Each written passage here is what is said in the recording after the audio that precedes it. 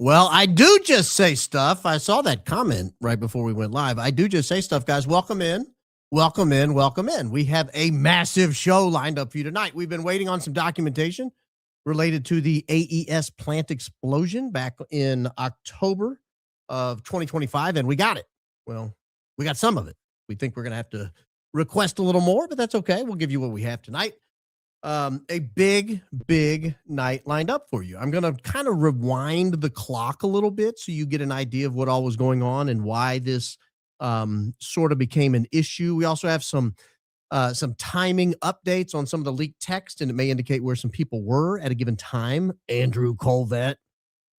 So we'll get to some of that, and we may even get to, if we have time, the fact that the Almighty, the Most High Himself, the Lord God, wanted Charlie Kirk to have his cell phone on the date of the Butler assassination attempt on President Donald Trump. If you can hear my voice, you'll understand I don't feel great right now, but I'm here. Estoy aquí, my friends. Wait, that's not right. Yeah, it is right. That's right. I'm here, guys. I'm here. I want to kind of open this way. I got to give you a lay of the land of what's been going on. Because it's been nearly 10 months. We are, I think someone said 290 days into the investigation of who killed Charlie Kirk, how, and why. And we feel like we're getting closer and closer by the day. We feel like we're getting closer and closer by the day. But what we don't know is how long this is going to carry on. Part of the problem is the people with the information don't want to share it. They don't want to share it. They lie about what they have. They change their stories. We want to know what happened in the car. Well, Frank Turk will give you different story depending on what day you ask him. We want to know who called who and when. Who called 911? They won't tell us. They want the 911 doesn't have a record of it. We want to know what happened in the car on the way. They won't tell us. They won't tell us. Where were people on September 8th and 9th leading up to September 10th? They won't tell us. We ask. They give BS alibis. They show pictures and they say, I was with my kids. And then it turns out those weren't the kids. I mean, it's just, and they won't tell us where the picture was taken. You know what we've gone through to try to figure out where that picture was taken? It doesn't look like the interior of a house or anything like that. So where was that picture taken? That's a little weird if you ask me. But it, I don't want to get bogged down in the details because the little tiny details like that don't really, any individual detail doesn't really crack open the case. But what I want to do is I want to go back in time to October, a month after Charlie Kirk was taken down. Because where were we a month later? Well, we didn't know much. We'd never heard the words Fort Huachuca. Many of us hadn't. Those that had only knew it from a military context. October 4th, there was a plane. A plane frequently used by TPUSA that left Atlanta, and it went into Fort Huachuca. It stayed there for a number of hours, I think like 4 or 5 hours. And then it left Fort Huachuca and went back to, I think, the Phoenix area. I have to look that back up. But this is, no. I think it went from there to Kalispell, Montana, if I remember correctly. I don't want to get bogged down on where it went afterwards. The point is, it was there on October 4th. Why does that really matter? Well, because no one had heard of Fort Huachuca at the time, certainly not relative to the Charlie Kirk case. It wasn't in anybody's radar. It wasn't a location where anybody thought there was no indication it had any connection whatsoever to the events at Utah Valley University on September 10th. It turns out we still don't have a definitive answer on that. We have suspicions. We have strong suspicions. But just to rehash why it even came up, because I know there are people who joined this case late. There was a guy named Mitch Snow in December of 2025. A guy named Mitch Snow gets in touch with Candace Owens through an intermediary and relays a story. And he says, hey, while I was at Fort Huachuca,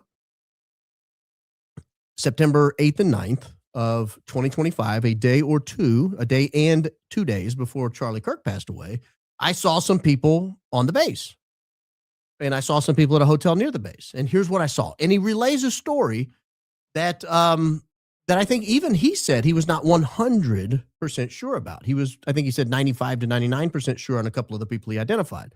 One of the people he identified that he was pretty sure he saw was a guy named Brian Harpole. Well, that's significant because Brian Harpole claims he wasn't there. And if you have an eyewitness placing you on a military base the day before the guy you're guarding dies, and you say you weren't there, that's a huge discrepancy, and if it turns out you were there, that's going to be problematic to whether or not you were involved in the death the next day, because why would you lie about it? So that's one person that people have had eyes on and wondered, was he at Fort Huachuca? The day before, though, September 8th, he says he saw a woman with blonde hair and striking blue eyes. And he believes, not 100% certain, but he believes it could have been Erica Kirk on September 8th. And why I brought up the alibi photo a minute ago is she provided an alibi photo. She says, I wasn't there, just like Brian said he wasn't there. She provided an alibi photo for September 9th. Well, she wasn't alleged to have been anywhere for September 9th. And then the alibi photo she provided, turns out it wasn't her kids, plural. It may or may not have even been either kid, but I think now they sort of admit it wasn't the boy, that it may have just been the girl and some other random boy on a play date. Okay, fair enough. And that's sort of where that lies. So Fort Huachuca became an issue because of Mitch Snow claiming he saw people there. Well, then people started looking into, what does Fort Huachuca do? What kind of base is it? Why would people be hanging out there? Mitch Snow, he claims he stumbled into a meeting, quite by accident, of a lot of high-ranking military people. You don't just trip and fall and become an 06. He claims there were several there. 06s are long-tenured, very sharp individuals, primarily. We're talking full-bird colonels or captains in the Navy. These are extremely experienced. They have a lot of people under their command, typically. And they don't just gather in mass for no reason. So if Mitch Snow is right, again, conditional, if Mitch Snow is right, the question is, what the hell was going on in Fort Huachuca? Why would Erica Kirk have been in the area if she was? Why would Brian Harpole have been in the area if he was? What was going on there? Well, we don't know. But the point is, we didn't know any of this in October when a TPUSA plane, frequently used by TPUSA, tail number N582 Mike, if you want to double check my math, flew into Fort Huachuca, stayed for several hours, and then left. The reason the flight is significant, and I know this is confusing for some of you newbies, but you're going to have to catch up. This is a high IQ outfit. This is not like, in inner city public school. We don't slow down the whole class for the least common denominator. We move ahead at PhD capacity. So you just have to tighten up here. You're just going to have to follow along, and you'll figure it out as time goes by. Go watch some old shows or check the New Clips channel out and get caught up. But the reason it's significant that a plane frequently used by TPUSA was there is because the people at TPUSA all of a sudden acted like they'd never heard of Fort Huachuca. What is this some fort near Tucson you're talking about? Well, Fort Huachuca is about an hour and a half away from Tucson. I don't know that you would call it some fort in Tucson, particularly if a plane that's frequently used by you was just there, particularly if TPUSA people were on that plane. We don't know who was on that plane. Well, fast forward 6 days after the TPUSA plane, the plane frequently used by TPUSA, was at Fort Huachuca. So we have September 10th. That's the day Charlie Kirk passes away. That's 1 day and 2 days after Mitch Snow allegedly sees TPUSA adjacent people at Fort Huachuca. September 8th and 9th, he allegedly sees them. September 10th, Charlie Kirk passes away. There's no allegedly there. There's no in my opinion there. He died. He was taken down tragically in broad daylight shortly after 12 o'clock on September 10th. There was a loud bang, and he fell over, presumably dead.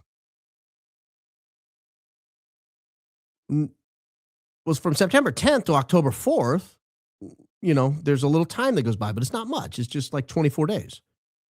That's when the TPUSA plane, or the plane frequently used by TPUSA, flies back into Fort Huachuca and then leaves 4 or 5 hours later.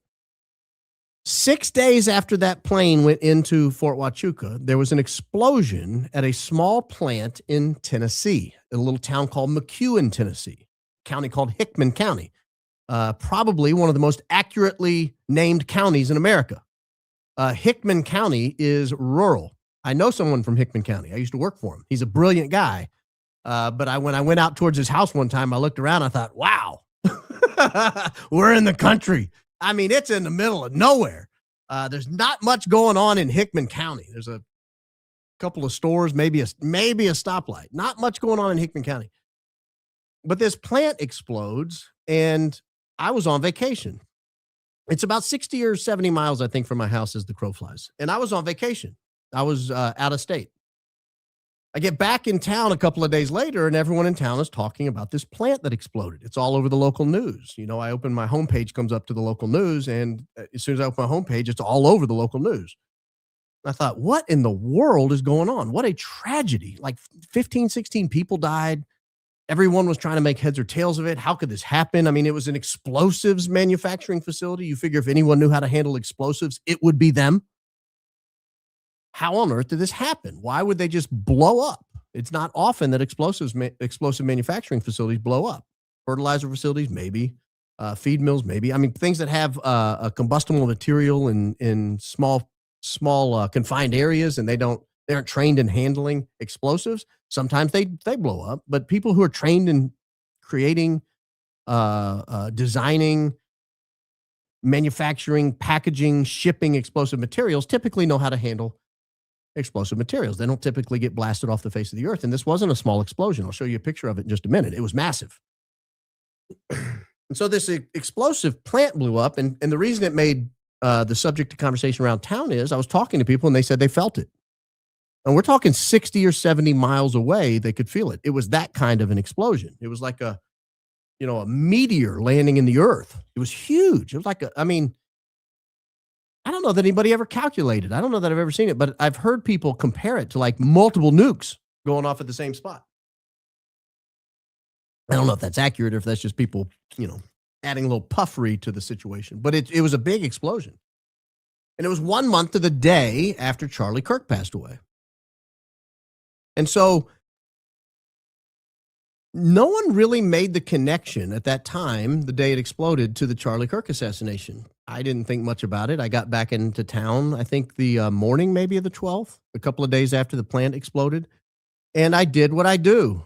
I opened Google Trends and I started looking for the AES plant explosion. Then I realized they were a defense contractor. And so I thought, oh, well, maybe I can find some defense contract they got and get an idea of what kind of stuff they do. So I opened up SAM.gov. SAM.gov is the Systems for Award Management.gov, SAM.gov. When you open it up, you get a list. Any defense contract, well, I won't say any. Most defense contractors, their contracts are in there. Almost every defense contract is in there. There's some that exempted that don't have to be in there, but there's no reason we go into that because this contract was in there. Or their contracts were in there. I start looking through all their contracts and I load them up by date. And I find a weird contract. This was October 12th, 2 days after the plant exploded. And the contract was for an extra small anti-personnel device. And I thought, well, that's weird. The hell does that mean? I've never heard of such a thing. An extra small anti-personnel device? I mean, you hear of anti-personnel devices. You have landmines and stuff like that. Illegal, by the way. But you have things like that. You have large anti-personnel device, things like bombs, shoulder-fired missiles. But rarely do you have an extra small anti-personnel device. And the reason's quite simple, if you think about it logically. In order to kill someone with an extra small anti-personnel device, you would have to be in extremely close contact with that person in order to place the device. Otherwise, you just drop a missile or drop a bomb. But you'd have to almost be within arm's reach of someone. And I started thinking, what would they design that you would need an extra small anti-personnel device, something so small you would have to be almost in intimate contact with somebody to place the device in the first place. What a weird thing to design. So I open up the contract. I start going through all the documents and I thought, oh, surely not. I looked at the order date and the delivery date. Now, keep in mind, this was on the heels of most of my Google Trends searches, which brought a lot of you to this channel. I did, I think, 6 or 8 straight shows on Google Trends searches that I'd done relative to the Charlie Kirk case. And what I found was pretty phenomenal. We're going to do a summary of a lot of those searches and put it on the Clips channel here in the coming weeks.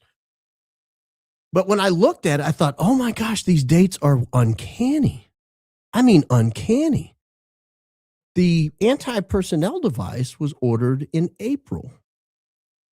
And it had a firm delivery date that was random. It was August 25th.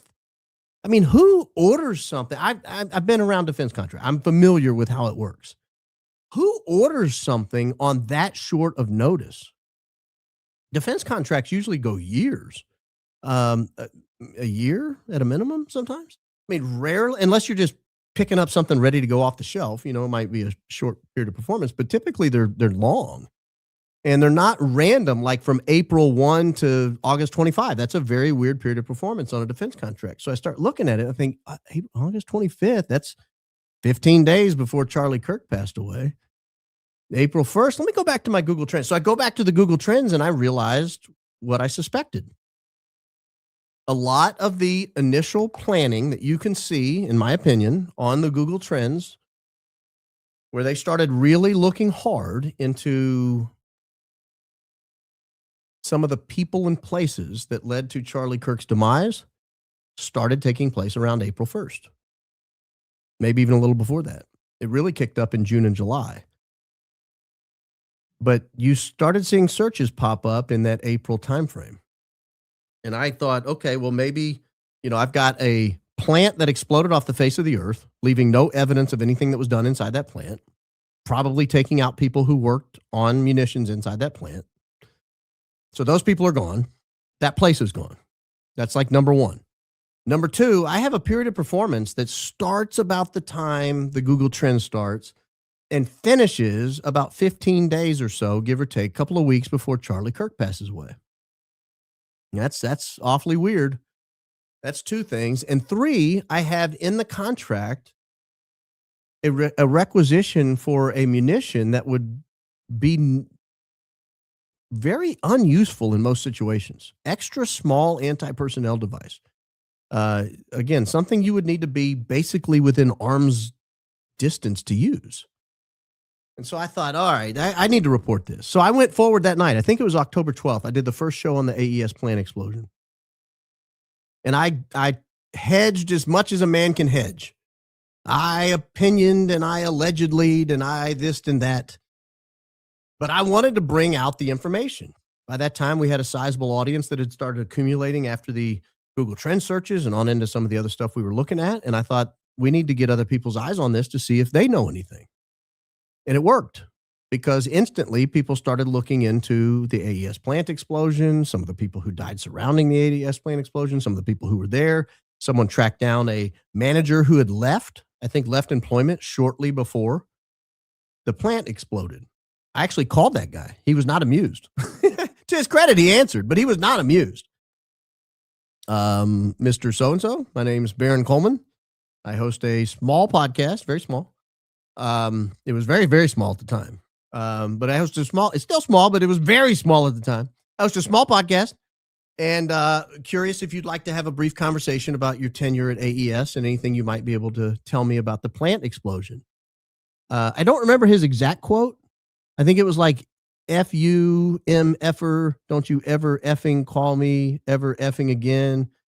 F off, effing lose my number. I don't remember exactly what the quote was, but it was something like that. It did not go well. I'll tell you that. I've had friendlier conversations. I've had worse, but I've had friendlier ones. And so I reported that as well when it happened. But I wanted to give you sort of this background because you'll understand now why we requested these documents. Why we requested these documents 6 months or so ago. This is not something that's been like a week ago. This is something that's been in the hopper for a long, long time. When you request documents that take 6 months to procure, for an event that took place 9 months ago, more than 9 months ago, by the time the documents are produced, you would expect most redactions to be pretty mild or moderate. What I'm going to report tonight is the redactions were not mild and they were not moderate, and in some cases, they were downright outrageous. When we go over them, you'll understand what I'm talking about.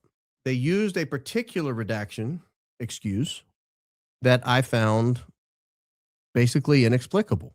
And I'll tell you why when we get there. But at first, I want to just rehash what we know about the plant explosion. So let me pull up the CNN article from the following day. They actually did a remarkably good job on this. Massive blast that destroyed a Tennessee explosive plant leaves 16 dead. This is Hannah Park and Isabel Rosales and others that did not get underlines. I wonder why.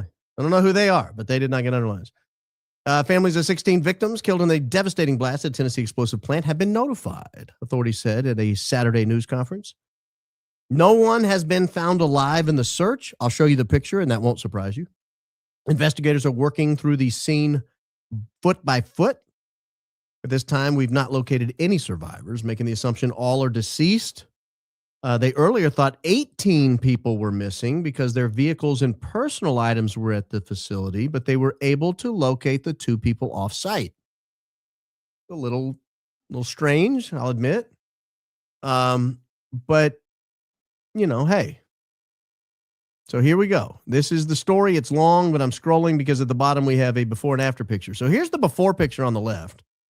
That's what the facility looked like. This is a massive facility. This is just one of their buildings. They have, I don't know, maybe 1,000 acres. It's a massive, massive facility. And because I guess they work in explosives, all of their buildings are pretty far apart from each other. If you look at it on Google Maps, it's crazy how far apart these buildings are from each other. But when you see the next picture, you'll begin to understand why they do that. So this is the building that got wiped off the map. You'll notice here it had a driveway going all around it, had a parking lot out here in front, had a nice steel structure here, an outbuilding, some trucks. Because when you see what's left of it, it's nothing. It even took the road, ladies and gentlemen. It took the road and most of the parking lot as well. This thing got cooked. This thing got absolutely demolished in this explosion. I mean, just got crushed. If you wanted to take down a facility and leave absolutely no evidence behind, this is what it would look like. Now, it's an explosives facility, so let's look at it counterfactually. If you just had an accidental explosion, it might also look just like this. But again, who on earth knows better how to manufacture, store, and ship explosive materials in a safe manner than an explosives facility? You would think they would know what they're doing. You would think they know what they're doing. And so that was kind of the first little thing we had on the explosive facility. Then we run across what I thought was kind of a break in the case. We had a video of a guy who had just left the scene.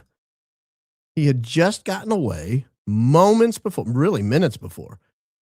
Now, I want you, when you listen to this guy, to keep in mind something I told you, that people as far away as Middle Tennessee could feel the explosion.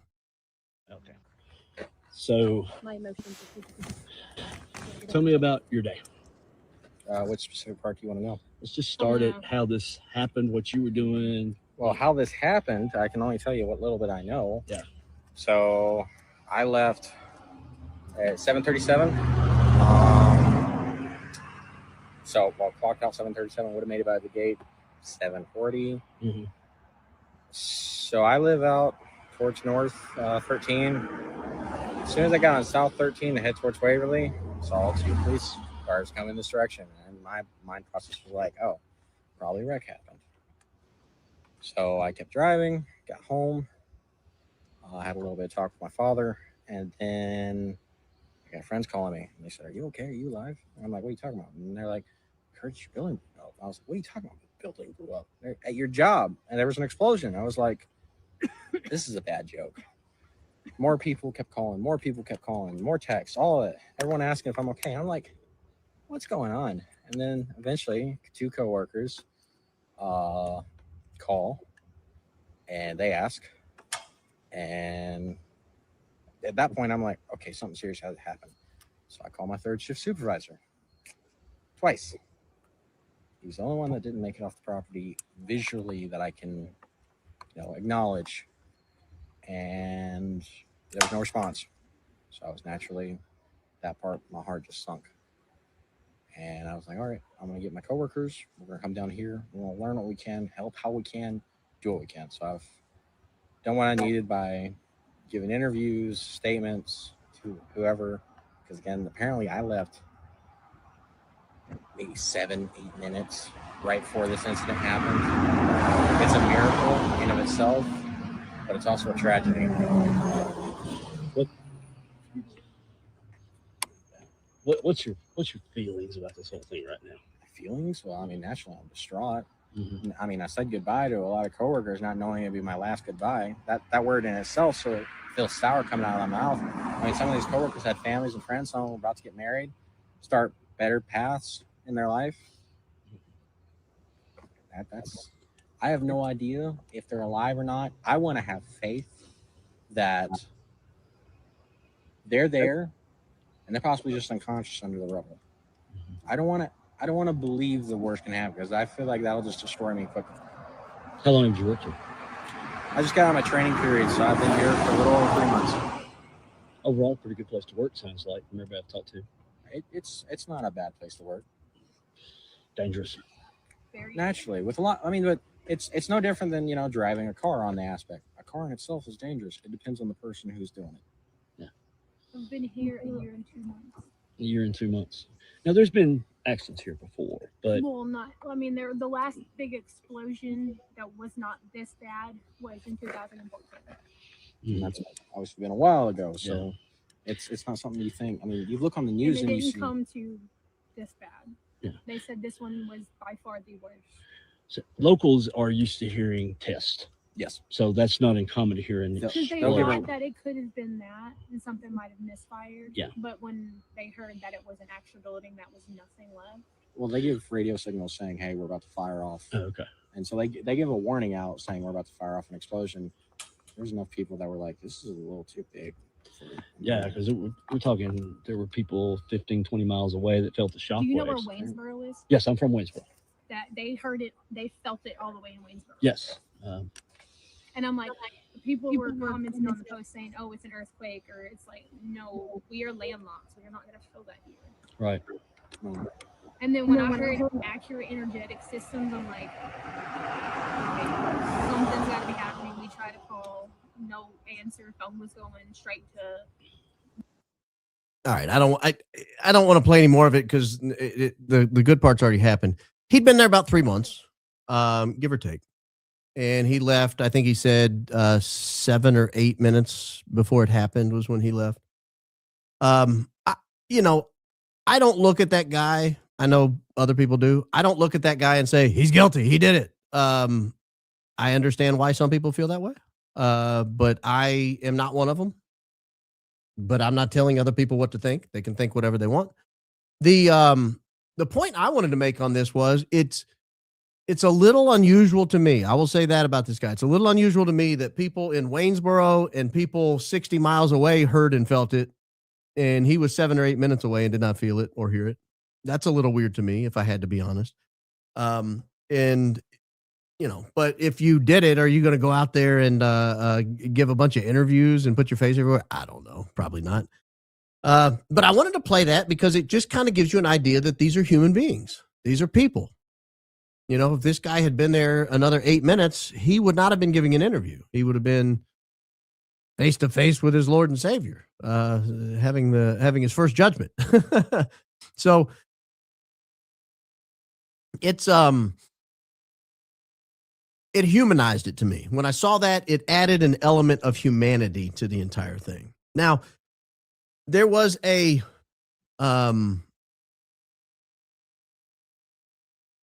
FOIA request we put in. Oh, I put the wrong one in there. That's all right. I can find it. Here we go.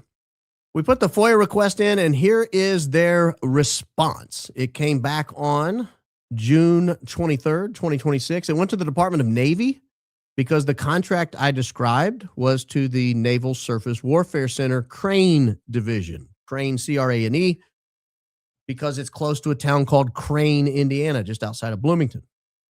You'll notice here, Crane, Indiana, the Crane Division, Naval Surface Warfare Center. That's who was the entity who ordered the device from Accurate Energetic Systems. We'll tell you a little more about them in just a second, but here is the response. This is, if you've never done a FOIA response, this is a typical response. They tell you what they did to search, who conducted the search, what keywords they used. Specifically, we were looking for words like miniaturized excess demolition charges, anti-personnel, extra small.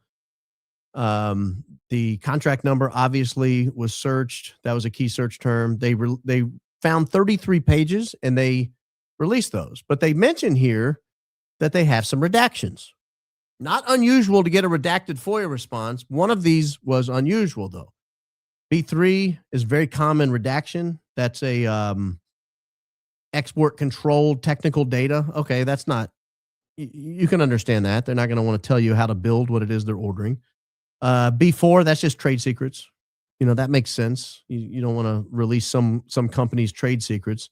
B6 here, this is information that would constitute a clearly unwarranted invasion of personal privacy. This is the PII exception, personally identifiable information. So phone numbers, names, email addresses, home addresses, things like that. They're going to put the B6 tag on there. It's this one right here, exemption B7F. This is an unusual exemption. This is an unusual redaction. And I'm going to tell you where it was located in the documents and why it raised my eyebrows. But it protects law enforcement or military records where disclosure could reasonably be expected to endanger the life of or physical safety of any individual. That is not something that typically comes back on a FOIA document. It's rare. Very rare. Very, very rare indeed. And so they went through it. They waived the fees because they're polite. And then they gave us an idea of how we could appeal if we wanted to. That's all very standard. So that is the document itself. That's the FOIA response. Then we have the actual documents. And that's what I will show you here. These were the actual requisition documents, or the actual order form. So that's what this looks like. This is a very standard looking military contract order form. I don't know why it keeps jumping over there, but it's driving me crazy. But this is a very common order form. Well, I'll just do this since I'm just scrolling.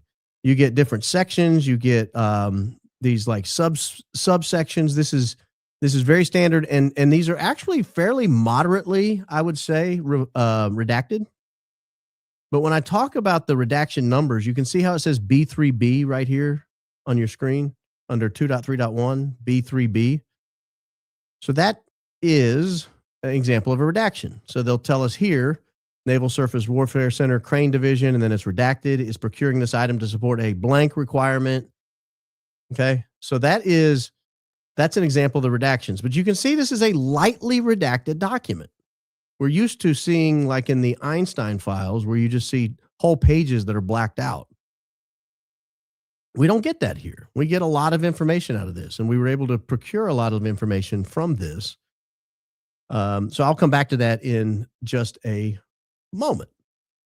But first, I want to introduce you to an incident that happened at Naval Surface Warfare Center Crane. Oh, not that document. Well, let's still talk about the tenants first. Who's there? What is Naval Surface Warfare Center Crane? It is a large facility. I think they said the third largest by land area. It's a massive area in kind of south central Indiana. They have a number of different commands and divisions. They've got the Naval Surface Warfare Center Crane, obviously, the Crane Army Ammunition Activity that provides munitions and energetics storage and distribution, first strike and war reserve ordnance support for the U.S. Department of Defense. So they house bombs, essentially. Other ones that I thought were interesting, the Explosive Ordnance Disposal Center that they have there. And then this Joint Test and Assessment Activity, which is not something that's easy to research if you go looking for it, I'll be honest with you. But I was able to find an interesting description of some of the stuff they do there. This is from the Naval Surface Warfare Center Crane website. If you dig around, you can find some interesting stuff there. Here's one of the things I found. They have specialty weapons systems.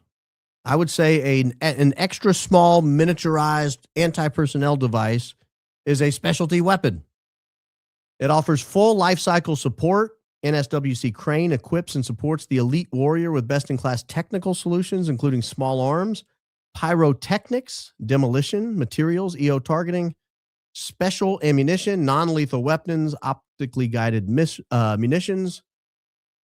The technical experts and engineers work one-on-one with the warfighter to research, develop, test, and deploy weapon systems that will protect their lives in the field. So they have special weapons systems. In other words, not just off-the-shelf stuff. If you need something specific, this is not a bad place to start. The Naval Surface Warfare Center Crane.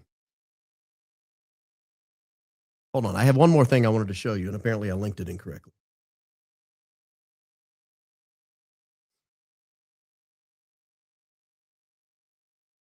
But I got to find it first. Here we go. On October 11th, 2025. So we had October 10, 2025, the AES plant gets wiped off the map. Like gone. 16 people dead in a horrible tragedy. The following day,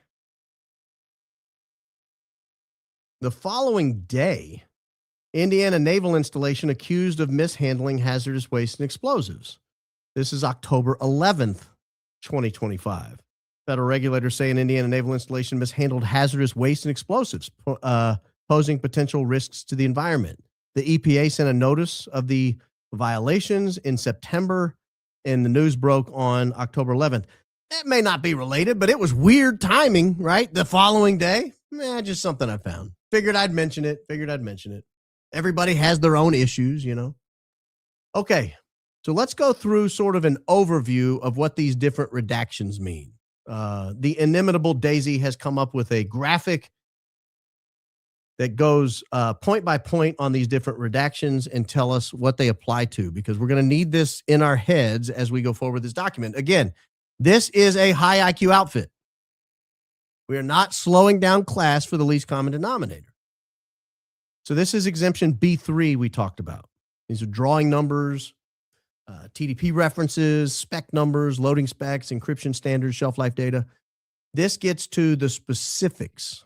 If you want to know what something looks like, how something is constructed, that is obviously going to be redacted. They're not going to show you, for example, what a nuclear weapon looks like. They might give you some sort of documentation, but they're not going to say, hey, here's how you build one. All right, that's just not going to happen. So they're going to redact that. We expected those types of redactions. This was not a shock. This was not a surprise. Next, you have B4. Unit prices. How many were ordered? How many were funded under the CLIN? Contractor address, POC, the IUID threshold. Okay. So this is, this gets to the specifics of if we order 10 bombs, we're not going to tell you ordered 10 bombs. We might tell you the total bomb order was like $100 million, but we're not going to tell you how many were ordered, and we're not going to tell you how much each bomb costs, because that is something that is protected. That's just, we're not going to do that. And we didn't expect to see that. Very standard redaction. Nothing at all remotely weird about that. Now, B6. This is the PII. Names, phone numbers, emails, organizational codes. Again, not at all unexpected. This one right here, B7F. This was a very unusual redaction. They applied it to project codes. And keep in mind, B7F is, we're not going to tell you because someone's life would be in danger if we revealed this information. How does a project code endanger someone's life? That's very strange to me. Operational requirement name. How does the name of the operation endanger someone's life? Some quantities. How does the quantity endanger someone's life? But that's how they applied it. That's where they put the redaction. So let's go through some of this. Now that we have a little background of what Naval Surface Warfare Center Crane is, Now that we have a little background of what AES is and what happened there, let's go through and look at some of the redactions.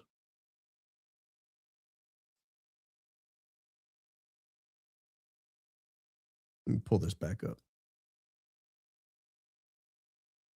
All right.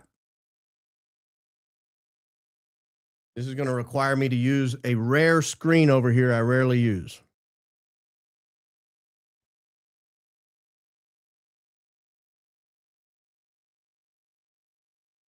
All right, here we go. So these are the documents. This was the order for supplier services. If we roll down to page 5 here, section C, description, specification, statement of work. If we roll down to page C and we go down to 2.2 here, specifications and standards. I'm going to make this as big as I can. Specifications and standards. We have a B3B redaction on the type of explosive that was ordered. Now, we know it was a composition C4. You guys know what C4 explosives are. There's been a lot of discussion that if something exploded under Charlie Kirk's shirt, what could it have been? Could it have been PETN? Could it have been some unknown composition? Could it have been C4? No one really knew. I'm not saying this is related. That's a conclusion a lot of people make, but I'm not willing to make that definitive conclusion here.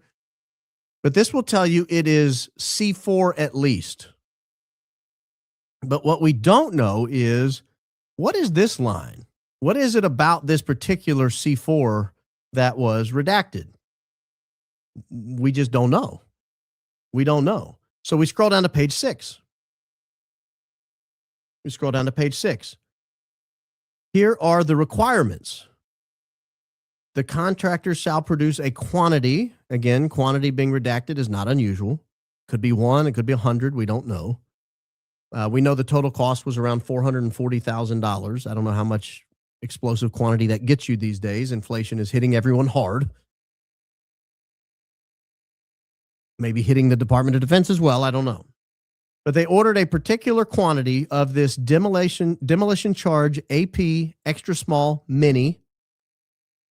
And then we have another redaction in accordance with the following requirements. Oop. I've done something terrible here. There we go.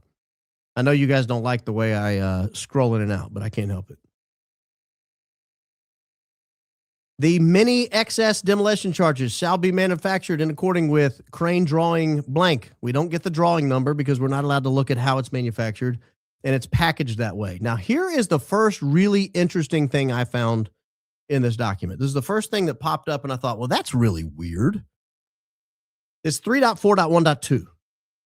Drawings below may be produced from, doesn't have to be, may be produced from. And then this is redacted. This is obviously the drawing, or presumably the drawing, using additive manufacturing methods. When you're talking defense contracting, additive manufacturing methods signals something to the person reading it as an acceptable alternative to injection molding or machining. So if you're looking at what are the types of things that would be an acceptable alternative to injection molding or machining, at the contractor's discretion. In other words, we, the government, trust you to get this right. We're giving you a drawing. We're asking you to use injection molding or machining, but you can use this additive manufacturing method if you want. As someone who's looked at a lot of defense contracts, it's not the most normal language you'll ever come across. Nor is this. The government is usually very precise about what they want. Very precise. The fact that they're leaving some discretion here tells me something. I'll give you an idea of what that is in a second, but I want to finish this section. The government accepts that the below parts may not meet tolerance specification if prototyping using additive manufacturing. So in other words, we're requesting injection molding or machining. That'll be precise. But if you can't do that at your discretion in this time frame, time is more important than getting it exactly right. And we understand that if you use this additive manufacturing method, it may not meet the specific tolerances. And we're allowing you this deviation in dimensional tolerances for the below parts is acceptable provided assembly may be completed. So what this tells us is whatever this explosive is part of another unit. It's going to be housed in something. And they've given a drawing of an acceptable way this may be done. And if you use the drawings and you use some sort of injection molding or some sort of machining, we know this will work. However, because this is a time-sensitive project, because it has to be done by August 25th, we understand that you may not have time to do the injection molding or machining. So we're going to allow you a little discretion here, contractor, AES. We're going to allow you to use additive manufacturing methods. Well, what is an additive manufacturing method? That is a fancy way to say 3D printing. You can use 3D printing if you need to. You can use 3D printing, which tells us one of a couple of things. Either the item is some sort of early stage production or qualification and traditional tooling hasn't yet been finalized, or the design had a serious time crunch that could not be compromised. And it had to be done rapidly. But either way you look at it, what this says is this is not something that's in the typical Navy inventory. This is not something they have on the shelf ready to go. This is not something they've used in the past. And why that's important is if this is a prototype, why is time so concerning? If this is just a prototype and we're just trying to get it right and we don't really know how this is going to work, this is sort of a new device, we're just trying it out, why wouldn't you hold them to the standard? We have a drawing here we're providing you. It's a confidential classified drawing. And this classified drawing is right. We know it works. We suspect it works. Either the math works or the engineers tell us it works. But we're giving you discretion. If you can't meet that tolerance within this timeline, go ahead and 3D print it. That'll work just fine. I guess we'll have to make it work because time is more important. But if this is something that's going to be deployed on the battlefield a year, 2 years, 3 years later, how long do you need, contractor, to get this right? Oh, you need 6 months? Fine, have 6 months. But instead, what they said is this has to be done by August 25th. And if it has to be done by August 25th and you can't get it done with the way we're telling you to do it, go ahead and 3D print the model. Just make sure the housing fits. It has to fit in the housing we're providing you. Deviation in dimensional tolerances is acceptable provided assembly may be completed. This is part of a larger design. This is a small anti-personnel device that's going to go inside of something. And that inside of something has to fit back together perfectly. So if you have to 3D print it in order to make it in time, go for it. That's a pretty big edit. I mean, that's a pretty big, not edit. That's a pretty big amount of discretion they're leaving to the manufacturer. And it should tell us a lot about the meaning, the design that they're working on. So let's scroll back up to page 3 now that we've gotten to that part. All right, page 3. This is the just additional notes. So let's go down to page 3, section 3 here. This is a firm fixed price contract, FFP. That just means we're not going to pay you extra if it takes you longer. We don't care how many hours it takes you. We're going to give you the same amount of money regardless. But notice the description here on the project code. This is this B7F we were talking about, B7F. B7F, keep in mind, as we talked about earlier, B7F is the redaction that applies when someone's life is in danger if this was disclosed. How on earth would a project code endanger someone's life? That is a very unusual edit. Because it took them 6 months and went through layers and layers of review, layers and layers of legal review afterwards, there's no way for me to accept that that was a mistake. I refuse to believe that's a mistake, because any lawyer overlooking this redaction would see that B7F and go, wow, that's a weird, rare thing to apply. Why would we say that? Well, what was the project code? Because that's going to endanger someone's life if we reveal that. It's a very, very strange edit there. Now go to page 5. Because on page 5, there are 2 redactions that would endanger people's lives. This is just the background of the project. The Naval Surface Warfare Center Crane Division blank is procuring this item to support a blank requirement. Those both have B7F redactions, meaning whatever this word is that comes before, whatever the subject of this clause is that comes before the B verb is, would endanger someone's life if we were to find out who that was, what the subject was there. Likewise, the requirement itself to support a blank requirement. The blank would endanger someone's life if we knew the answer. This is not a redaction if they're developing a prototype that's going to be deployed in the field in some war down the road. This is not the redaction you would use. This is not the redaction you would use if this was just going to become a standard operational tool in the Navy or the Air Force or the Army. This is not the redaction you would use. You use this when disclosing this would mean you're going to put an individual's life, an identifiable individual's life, at risk.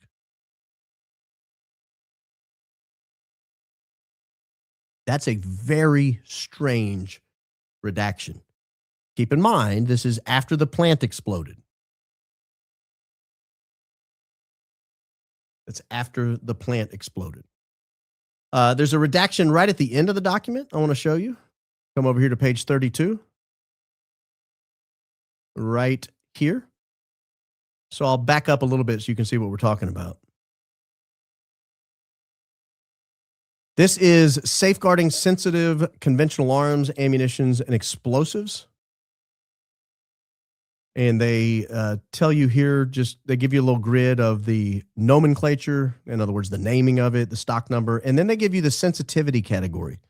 So the name of the device is, or whatever this nomenclature is redacted. Fine, whatever, have it. This sensitivity category is very interesting. Keep in mind, this is an extra small anti-personnel device. This is a very tiny object. A tiny object that is time sensitive, so time sensitive, they're giving the contractor the ability to even 3D print the housing of the explosive, as long as it fits back into the presumably extra small device that houses it. And the sensitivity category is 1.1D. Now, 1.1D, if you look it up, this is applied almost exclusively to mass casualty types of events. So shoulder-fired missiles, large caliber explosive projectiles, major demolition devices. These are mass casualty potential devices. That's the sensitivity and category. The fact that a relatively small demolition charge has earned this rating, it suggests that it is significantly lethal. It is a specialized anti-personnel design that is designed to kill 100% of the time. This is not something that's just going to blow off a finger. This is not something that's going to blow up and burn your eyebrows. This is something that is designed to kill exclusively. Extra small, but lethal. 100% lethal when used correctly 100% of the time. That's what 1.1D means. And so we're getting an idea of what it is in this production. We're getting an idea of what AES produced for the Navy. They produced a very small charge, a very small device that is housed in something bigger, but is also very small, because this small device, even if you don't use the exact drawing we gave you, this small device still has to be put back together. And because it has to be put back together with specificity, we can conclude that it's potentially a device that any normal person looking at it would recognize that the tolerances aren't met if it's not put back together correctly. So, for example, a normal anti-personnel device is going to come in some sort of a larger package, some sort of a bomb, and you don't really care what the packaging looks like. You're not worried about something fitting back together. We're more worried about the device itself, that it functions correctly when it's used. That wasn't the major concern here. The major concern was, when we put the package back together, is anyone going to be able to tell it's in there? Like, we already have a package designed, and it has to fit in that package. Why? Why does it have to fit in that package? If we deviate slightly from the drawing, just change the package. Oh, we can't change the package. Why? Why can't you change the package? What is the package that it has to be so precisely put back together? Think about it. You see these roadside bombs dug up in war territories? They look like anything. I mean, sometimes they look like a 8-cylinder engine block laying on the side of the road. Sometimes they look like a suitcase. Sometimes, I mean, it's just whatever you can fit it in and bury it. Not this. There's a limited amount of wiggle room, and that wiggle room is designed by the case. I'll just show you an example. I'm just pulling something off my desk because it's out. Let's say you wanted to put an anti-personnel device in this Rode microphone, and you had to have it done quickly. Now, we have drawings we'll give you. We need you to manufacture something, Mr. Plant. We have drawings we'll give you, and if you follow those drawings, this will work. But those drawings are going to require you to use some injection molding or some sort of machining. And we don't have time for you to do all that. And so if you get our drawings and you make them explosive, and you can't get it back in this thing, you failed. You've exceeded the tolerance that we're allowing you. But if you have to do a little additive manufacturing, some sort of 3D printing to get the device to fit back in here, that's fine. Just make sure this fits. Make sure this comes back looking exactly like this. That's just an example. I don't know why I chose that. It was just laying on my desk. Just happened to be sitting here. Probably unrelated. Probably unrelated. The final redaction that gives us an idea that this might be more than meets the eye is on page 14. You go to page 14, and we have a final redaction. Let me pull it back up here so you guys can look with me.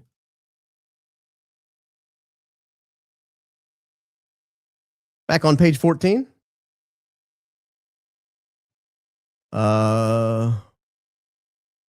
Notice this right here. We're going to ship this device once it's done on or before 25 August 2025. We're going to ship this device, and it's going to land at Naval Surface Warfare Center, Crane. Here's the main address to the base, but we're not going to tell you particularly, sorry guys, we're not going to tell you particularly which office it's going to. We're not going to give you the suite number. We're not going to give you the building number. We're not going to give you the building name. It's a curious thing if you really sit and think about it, because we already know it's going to NSWC Crane. It's a secured military base. It's not like I'm going to walk onto the base as a layman with these documents and knock on the door of whoever ordered this and ask for some additional information. So why are you redacting that name? Not the name of the person. Not the name of this is not the name of a person. This is the name of a person down here. That's the B6. This is B3B. This is just telling me that if I knew the name of this, it would give the game away on what is being ordered. In other words, we don't want to tell you which division at Crane ordered it. We already told you it was Crane in the requisition documents on sam.gov. That's all you're getting. Well, we looked at Crane and we saw they have a number of tenants. They have like 10 or 15 different units housed there. It sure would be nice to know which one is ordering an extra small personnel device in a time-sensitive capacity that will allow additive manufacturing, even if it doesn't meet the exact tolerances of our drawing, provided the housing can be put back together. And oh, don't be late. This is August 25th and August 25th only. Don't show up August 26th. Surely don't show up September 26th. Holy mackerel.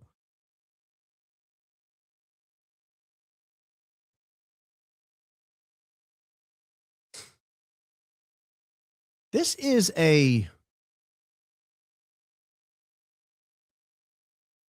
certainly, well, I don't want to say that. This is to me, very informative response. I want to give you a hypothetical that I think would fit within this. Let's say, and I don't know this. This is just my opinion. This isn't even my opinion. This is a hypothetical. Let's say the Naval Surface Warfare Center ordered an extra small anti-personnel device that was going to go into a Rode microphone. I mean, I just already used it, so I'll just use this as the hypothetical. Let's say we needed it to be housed in here. And I've given you drawings that our mathematicians and physicists and engineers suggest will be effective for what it is we're trying to accomplish. But we're allowing you a little tolerance because we recognize time is of the essence. We recognize that August 25th is a drop dead date, and you cannot go past that. But our drawings, our mathematics, our physics, our engineering doesn't account for the additive manufacturing process. It doesn't account for the fact that there may be slight discrepancies to the integrity of the design if we use those additive manufacturing processes, 3D printing. Maybe it works the way we think it will work. Maybe it won't. And then let's just guess that this is actually deployed in the field a couple of weeks later. They hook one of these to somebody. Let's say they put it up here or down here or somewhere. I don't know. They just put it on their body somewhere. And it goes off. And it's supposed to go directly, let's say, into their chest. And it's supposed to, look like a gunshot. But it screws up because of that additive manufacturing process, because it's a brand new device, because there was some time-sensitive issues. And it screws up and it hits the necklace. Say the guy's wearing a necklace, hits a necklace or shoots up into his neck, or it causes the necklace to shoot up into the neck, or it causes something under the shirt to go haywire. We don't know what, but let's just say something happens and then all of a sudden the guy's gushing out of his neck. What a disaster. What a catastrophe. Well, I could see how the person who ordered the device would be furious, hopping mad. And let's say all of a sudden people start looking into it and say, my goodness, who could have ordered such a thing? We need to make sure that never, ever sees the light of day. We need to make sure anyone involved in this is not around. Well, you might blow up the plant. Maybe. I mean, it's something to consider. Something to think about. I don't know. Is that what happened? It's just a hypothetical. Just a hypothetical. This is totally hypothetical. I'm not blaming AES for producing this. I'm not saying that's what Naval Surface Warfare Center was asking for. I'm not stating or even opining that it was used against anyone in particular. I'm just asking the hypothetical. But I will state one thing. I do think if that hypothetical came true, if that, let's say that did happen, well, I think you would have a weird situation on your hands if somebody came along asking for the documents. I could see how it might put people's lives at risk if we revealed too much of this information. There's a lot of really angry people out there. We might need to redact a lot of this information. So there will be a follow-up. There'll be an appeal to the documents we received. We have probably 6 or 8 avenues of appeal or additional FOIAs that need to go out as a result of what we've received. We'll start that process very, very soon. That's not going to be quick. It took them 6 months to get these documents back. I can imagine it will take even longer, potentially, to get the next batch back. The reason that takes longer is obviously this case has taken on an interesting turn, and they may not want to respond to any more requests. You know, the law requires them to. The reason FOIA exists is there's this implied contract we enter into with our government I for and of the people, by, for, and of the people. The idea is that we, the people, kind of own the government. We own all the documentation in the government. They're not allowed to do things without our knowledge. And so if we ask them to see the documentation, there's a law in place, the Freedom of Information Act request. This law exists so that they have to then provide you, the owner of the documents, they have to provide you the documentation. We see them play games with this all the time. They don't want to give us the documentation around the John F. Kennedy assassination. They don't want to give us all the information around Martin Luther King assassination or Malcolm X or Robert F. Kennedy. They'll withhold some of that documentation. They don't want to give us all the documentation around a lot of events. 9/11. Can't go get all the documentation there. They've redacted huge portions of it. They just refuse to turn it over. The Einstein files. This is a recent one where they've just decided we're going to hold about 3 million documents. We're not going to give them to you. You've gotten all you're going to get. We hope you're placated by now, owners. Imagine if you owned a company and you went to your employees and you're like, hey, come on, I want to see what you've been up to. Show me some documentation. And they were like, no, we're not going to give it to you. Yeah, but I own the place. So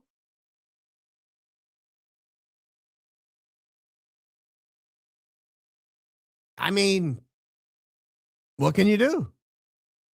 Well, you would fire your employees, right? Maybe charge them with theft. So that's one of the follow-ups to a FOIA. If they don't give you the requested document, you can go to court and get a judge involved, and the judge can make them hand you the documents. But this takes a long time. This takes years. These things do not happen overnight. Some of the documents that, oh gosh, what's his name? Tom Fitton gets over at the Judicial Watch. Sometimes those are years behind when he asked for them initially because they say no, or they send you something overly redacted. You appeal through the process. They come back to you and say, nope, we're still not giving it to you. So then you have to go to a judge, and then there's a discovery battle, and then there's litigation, and then you got to have a hearing, and then the judge has to rule. Then after they rule, a lot of times the judge gives them even more time, be double sure. I mean, it goes on and on. Some owners we don't feel very ownery these days. Ornery, perhaps, ornery, but not ownery. I don't feel very ownery in those situations. So I wanted to give you an update when we got them. We got them, 5 days ago? That's a pretty fast turnaround for a show. The timing is spectacular because it was about 5 days ago or so that Candace Owens decided she wanted to start talking about exploding mics. Well, that's an awfully convenient time to start talking about exploding mics because that's about the time we got exploding docs. So the timing worked out really well. Maybe the 6 months was time well spent of them doing it. So I want to go through a couple more things here. I want to go through a couple more things. Hang on. We had a question. I want to go back to these famous text messages. Daisy noticed something about the timestamps that got past me. She noticed something about the timestamps. These are the famous text messages that we now know Charlie Kirk sent the very day before he passed away. There was a group text. We've seen these ad nauseum. I don't want to beat a dead horse with it, but I do want to point out the timestamp for just a second. If you can't remember, Charlie Kirk is texting this group text that includes some people that live over in our greatest ally, people that are here in the United States, but there's a number of people on these texts. And he's talking about losing another huge Jewish donor. $2 million a year because we won't cancel Tucker. I'm thinking of inviting Candace. Well, now we know a little background about that. We know it was Bob Shillman who pulled his $2 million. He's copped to it. He's admitted it. He's given podcasts about it. And he said, yeah, if you're going to platform Tucker, I'm not giving you my $2 million. Okay, fair enough. So in response, Charlie says, I'm thinking of inviting Candace, who we're told that Charlie hated and had no contact with and would never have anything to do with. But here he is admitting the day before he dies, he's thinking of inviting her, even though he's been told time and time again not to. Jewish donors play into all the stereotypes. I cannot and will not be bullied like this. And then these final phrase that's been quoted time and time again, leaving me no choice but to leave the pro-Israel cause. Well, Daisy noticed something about the timestamps. Notice these timestamps. His first text was 3:49. His last text was 3:54. Something interesting about that is when you screen cap a conversation, when you take a conversation and you take a screen cap of it on this texting service, wherever you are, whatever time zone your phone is on is the time that's reflected in the conversations. For example, let's say he's sitting in Los Angeles. Whoever screen capped this, we now know it was Andrew Kolvet. He lived in two places primarily, or he was in two places primarily. Santa Barbara, Pacific time zone, or Arizona, which at this time was actually on Pacific time as well. So if he was in one of these two places, and he screen capped that at 3:49, well, that would mean that's Eastern time. That would be 6:49 Eastern time. Interesting. That would be evening. If he was in Nashville and he screen capped it, that would mean this text would have been at 5:49 Central time, God's time, God's time. Well, something didn't sit right with Daisy about that. She's never been able to put that away. And she finally was able to track down when the text was actually sent. Because the screen cap doesn't tell you anything about when the text was sent unless you know where the person was sitting when it was sent. And we assumed, because it was Andrew Kolvet who screen capped it, that it was probably on Pacific time, which would put it 3:49, in the afternoon, Arizona time, where Charlie was sitting, texting. And it would put it 6:49 on the East Coast. Well, the Hammer chimed in. The Hammer chimed in a long time ago, and we missed it. We just recently came back up with it. But she would not let it go until she figured out what time this was sent. And this is Josh Hammer talking about these text messages. You can see these text messages here. And he says, I've been extremely reluctant to post screenshots from a murdered friend. It feels icky. I don't like it. But while I was offline this week for a holiday, a high-profile, deeply unwell lunatic, he's talking about Candace. Yeah, that's how he refers to the principal. A high-profile, deeply unwell lunatic. Well, I don't think that's very fair, Josh. Used screenshots of an intimate group chat I was in with Charlie Kirk and some others to impugn my character in the worst way and allege I somehow had foreknowledge or worse of my own friend's horrific assassination. Here's the money line for our purposes tonight. In those screenshots, from about 3:30 to 4 p.m. Eastern Daylight Time, the day before he was killed, Charlie was blowing off steam in a private group chat setting. That's the money shot right there. 3:30 to 4 p.m. Eastern Daylight Time. Well, let's go back and look at what time they were screen capped. They were also screen capped on Eastern Time. Well, if Andrew screen capped these from his phone and they were screen capped at 3:49 p.m., that means he was on Eastern Time when he screen capped them. That's a little unusual. What's he doing on Eastern Time? Because this was in the immediate days following the assassination of Charlie Kirk. That took place on Wednesday the 10th. Thursday the 11th. Friday the 12th. Saturday, Sunday, the 13th and 14th, and then the 15th is a Monday. Where was he? Where would he have been? Let's talk real quickly about Shillman first, because I think this is an interesting connection to the case. Bob Shillman actually funds a fellowship or a series of fellowships at the Horowitz Center, David Horowitz Center.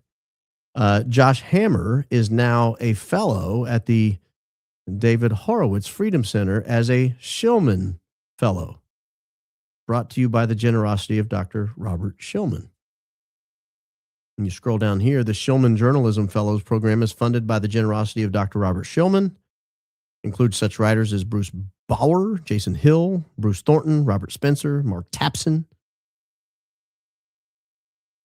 So the $2 million that Charlie wasn't going to get appears to have been redeployed to Josh Hammer, or at least a portion of it. You know, money's a fungible good. Money's a fungible good. If I have $2 million in my hand, I can spend it here or here. If I don't spend it here, that means I can redeploy it here. Well, it's not the same 2 million. Well, it's just 2 million. If you got 100 million, it just go back in the kitty. It's a fungible good. You can't tell the exact money. You can't tell the exact dollars. But I think it's an interesting connection.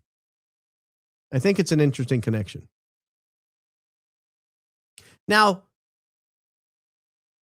why would Andrew Kolvet have been on Eastern Time? We couldn't figure that out either after we put this together, that it was actually screen capped on Eastern Time. Because in September, based in Phoenix and Santa Barbara, again, both of those are 3 hours behind Eastern Time. If he'd have been at the studio in Phoenix hosting the Charlie Kirk show, he would have been on Pacific Time. If he'd have been at home in Santa Barbara with his feet kicked up, a Mai Tai in one hand and a book in the other, he'd have been on Pacific Time. So when was he on Eastern Time? I think we can now tell you this precise day he might have screen capped these, because we were able to locate time right here. We know the precise day he was on Eastern Time and who he was with. Because on September 15th, Monday, September 15th, Andrew Kolvet hosted the Charlie Kirk show in the office of Vice President J.D. Vance. Welcome back. This is Vice President of these United States, J.D. Vance, your host for today's Charlie Kirk show. Joining me now, and I'm excited about this one, are a few guys who, like me, were lucky enough to call Charlie their friend. I have Taylor Budowich, the White House Deputy Chief of Staff. Kaylin Dorr in the middle is the White House Deputy Communications Director. And Andrew Kolvet is Charlie's longtime friend and the executive producer of this show. I just have to point it out. You see how he dresses when he knows he's going to see the vice president? You guys remember when he showed up in Athens looking newly homeless? You see how he dresses when he knows he's going to see the vice president and be in the vice president and be on the microphone with the vice president? He wears an actual suit that fits. He wears a shirt with a starched collar and collar stays in it.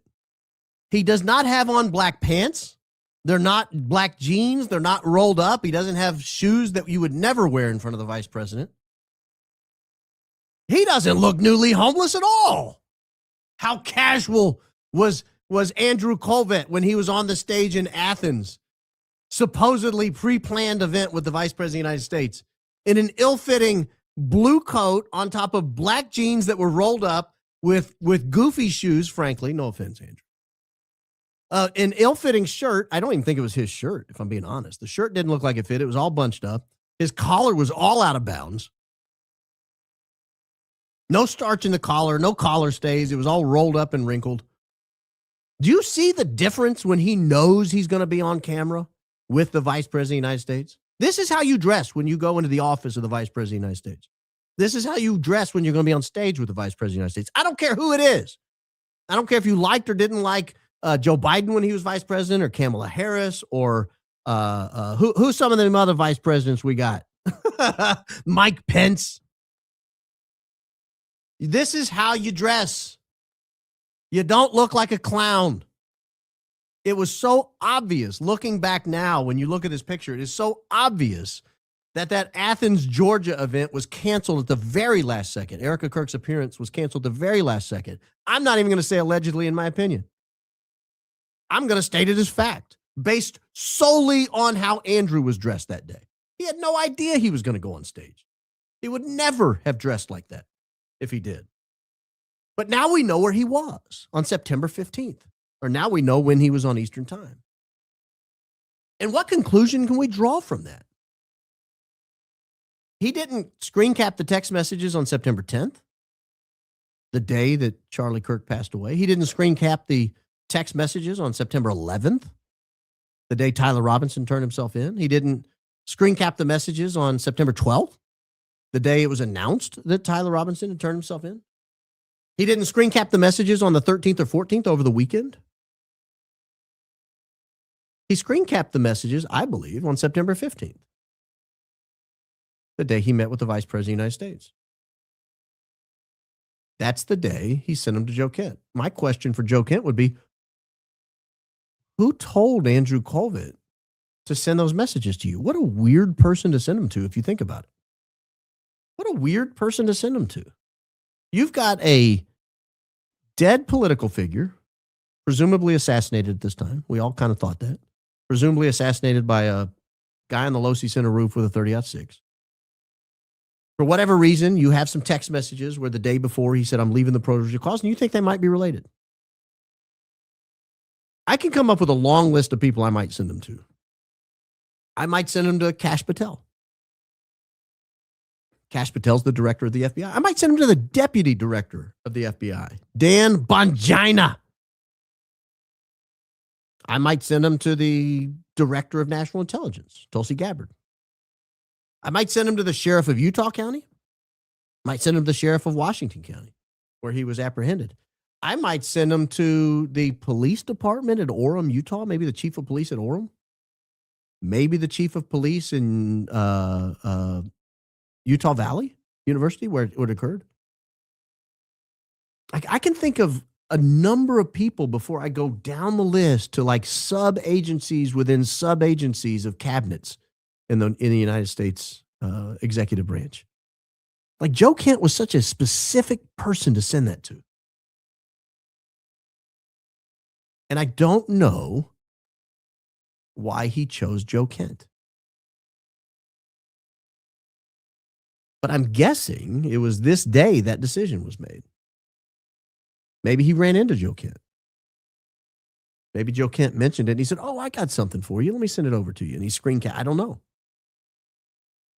But short of him running into Joe Kent and Joe Kent saying you should send it to me, or here, let me send this to you, who recommended Andrew Kolvet send that to Joe Kent? Was it J.D. Vance? Was it somebody on J.D. Vance's staff? Was it his chief of staff? Was it his executive secretary? Was it his planner? I mean, who told you to send it to him? Did you go into the Oval Office? Did you go into the West Wing? Did you meet with anybody on Trump's staff? Did someone on Trump's staff recommend you should send this to Joe Kent? The question I have for Joe Kent and Andrew Kolvet that I would love to have answered, because I think it would tell us so much about the mindset of both men on that day. But I think we can be confident now that that's the day he screen capped it. That's the day it came to his mind. That's the day it dawned on him, I should get this to somebody. Now, I have strong opinions on what that could mean. I've mentioned them before on here, and I'll state them again very flatly.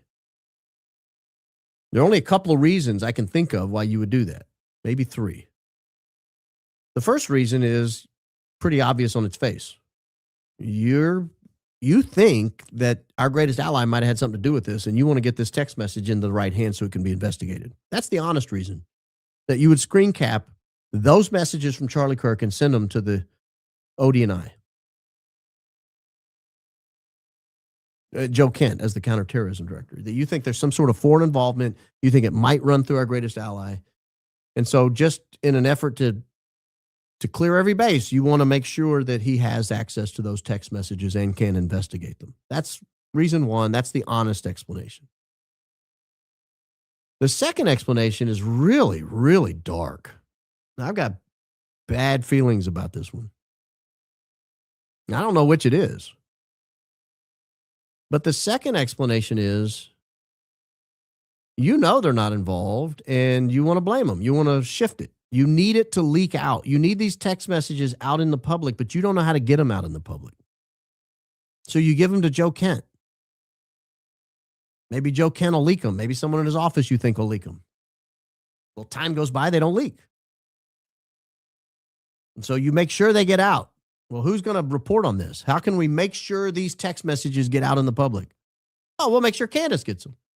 So you arrange for someone to send them to Candace. That's a really dark answer.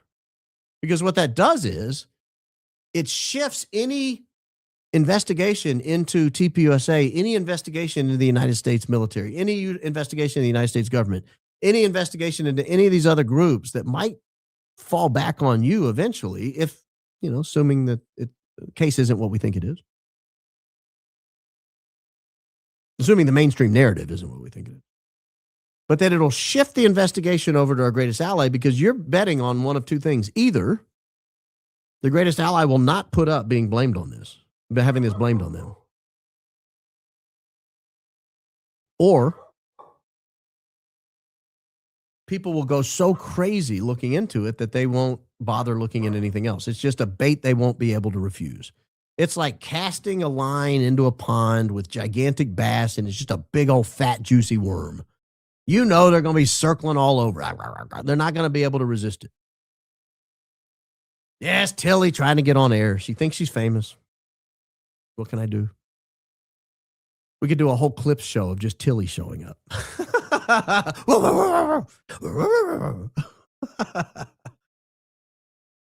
But I've thought of that over and over and over.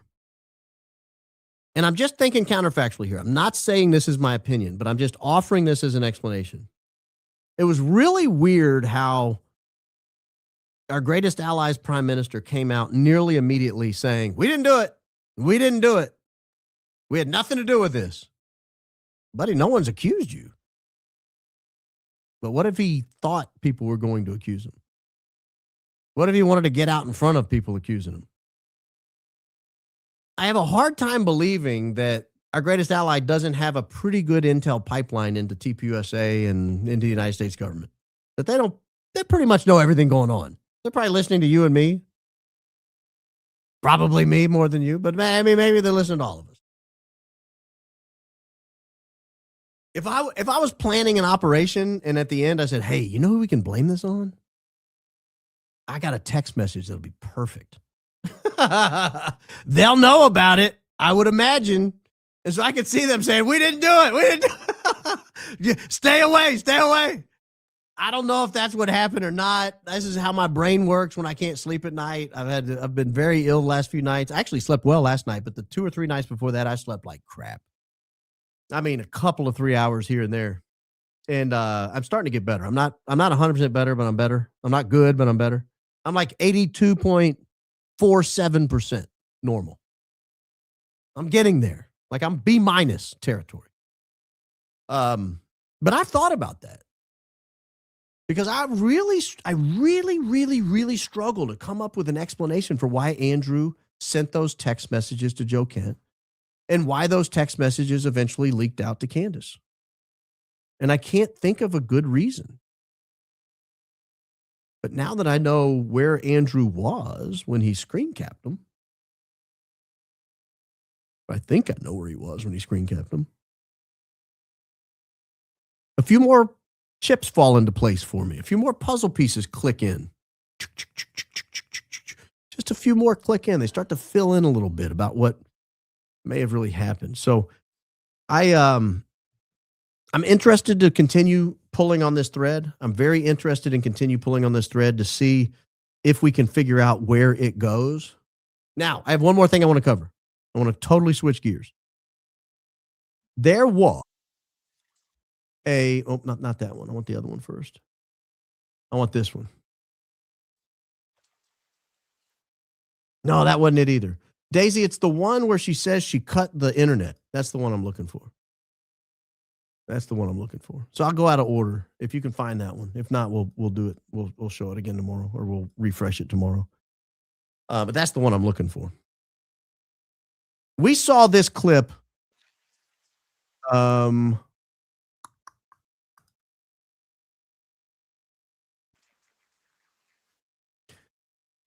So there was some question about how much access Charlie Kirk had to his own technology. You know, if you look at him like I'm starting to as a controlled entity, that Charlie Kirk was not what we were sold, and that we didn't know it, but he was giving us clues along the way, and we just weren't putting it together because maybe people weren't paying that close attention, or maybe they didn't know what to make of the clues they were hearing. They were so weird. They're like, I don't want to think about that. But we started getting clues that maybe Charlie Kirk did not have as much access as we thought he had. And he wasn't the one saying a lot of the things. I want you to listen to this and tell me what you make of this. The team took my Twitter account away for the Super Bowl. What? Did they really? Well, sort of. Yeah, they were like, you're not allowed to You tweet. have a story behind that, I can tell. Well, because I thought you got rid of social media anyway. I did. No, so when I tweet, I text the team what I want to tweet. And they just said no. And they were like, nope. Just carte blanche, nope. no. Okay, does that aggravate you? It's kind of like a nuclear submarine, right? Takes 2 keys to launch the missile. Yeah. But you can override the keys. You'd be surprised. Oh, really?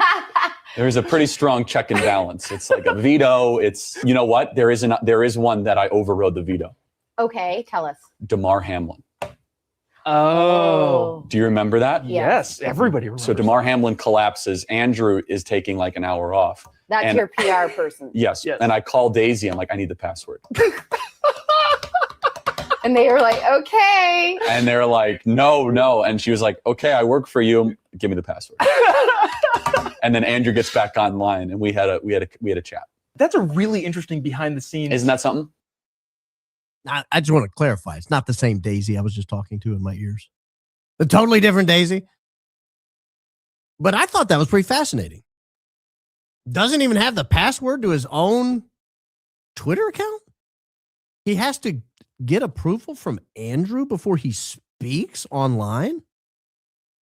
What a weird thing to learn. Now, again, he said that publicly. It's not like we didn't know that. Not like we hadn't heard that. But we have another example of someone else who had taken Charlie's ability to speak away from him and only give it back to him at certain times. I almost pulled a Barron. I almost started playing the video in my ears on my screen without your ability to see it. So this was July 15th of last year, or 2 years ago now, actually.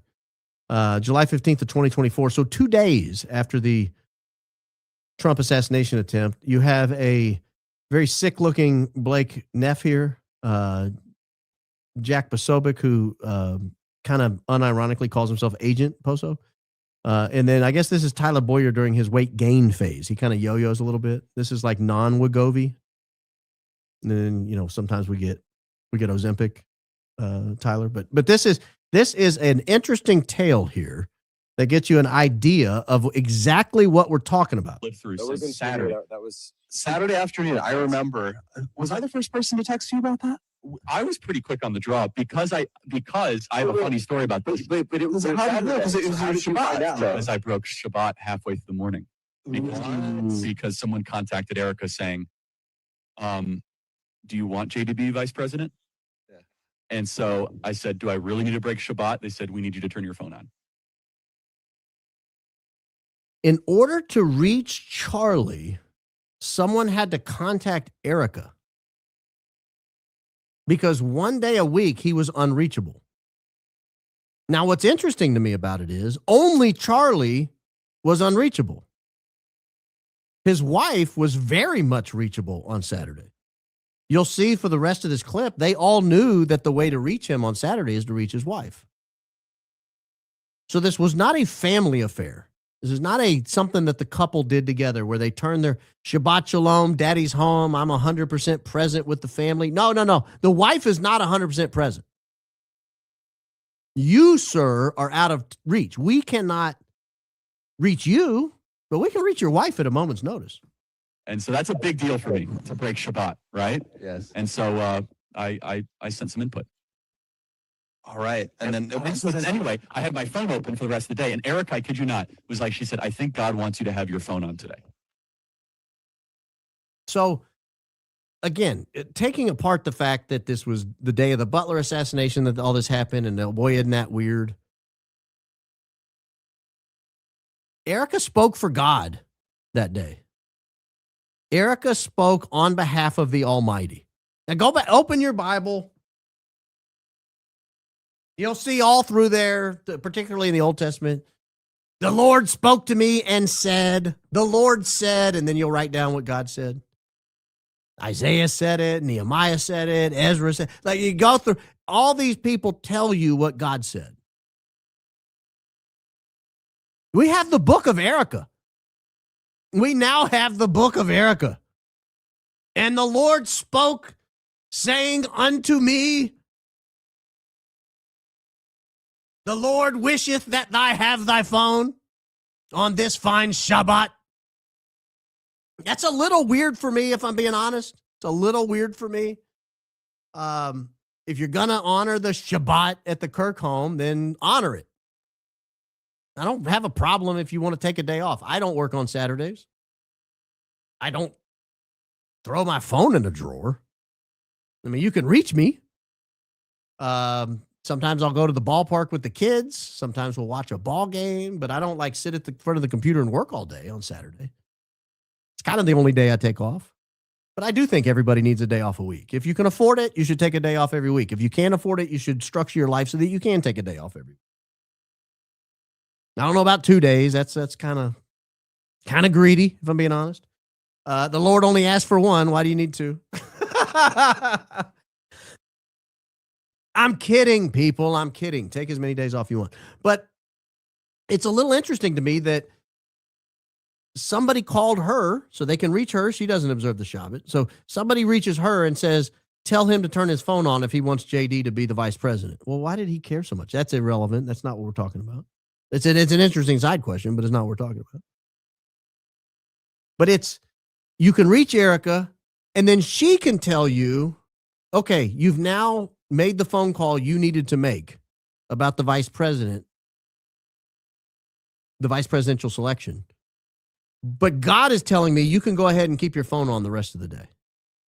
I was like, she really said that. She said that. I have the text. Because I got the call, and the first thing I started doing was looking for Erica's number because I didn't know that. Yeah, I had that. Like, so I had, and I'm like, why do I not have that? I oddly called Charlie and picked up, and I didn't think he was going to pick up. And then it was like 2 seconds. Yeah, and then I called Andrew, and he was like, Charlie already knows. And so for people who don't know, that Charlie is usually completely incommunicado, completely dark on Saturdays. And it just so happens because there was this other thing going on that you happen to be on your phone on this Saturday when you're never on your phone on Saturdays. And so to the gym, all of a sudden I see this, and you know what's amazing? 2-year-olds have amazing instincts. Yes. I had my 2-year-old. All of a sudden, she was like clinging on to me. And like she could feel the energy in the room. As soon as I was like, something's wrong, she was like, you know that sensation with a 2-year-old? Oh, yeah. And she was like, daddy's not, necessarily confident what's happening. And I was literally had to like claw her off and give her to Erica as I kept walking. I kept walking across the gym closer and closer. I was like, holy crow, he's shot. Yeah. And I mean, at that moment, I felt as if I was watching Kennedy, Malcolm X. And Charlie Kirk. What a strange marriage. What a strange life to live. Can you imagine not having control of your own social media at all? Not that you delegate it to someone else, but that they won't let you. A Twitter account that says at the top, Charlie Kirk 11. I don't know what the 11 stood for. Maybe he's the 11th person to request Charlie Kirk, or maybe they assigned it to him. Maybe he was number 11 in basketball. I don't know. But it reminded me of this clip. It reminded me a lot of this clip. It gave me the same kind of vibes. This whole Charlie's not allowed to speak. Charlie's not allowed to have his phone. Charlie's not allowed to tweet. They're like, oh my gosh, I don't have time to do that, or I don't have. There are so many resources out there that can help you like unpack certain things of healthy living. So again, for us, just to start, like I want to say maybe 3 weeks ago, Charlie came home and I was like, I cut the internet. And he's like, how am I supposed to work? I was like, I got it all figured out. I got it all figured out. So we hardwired everything, hardwired our TVs, our computers. It made you more intentional of not being able to use your phone.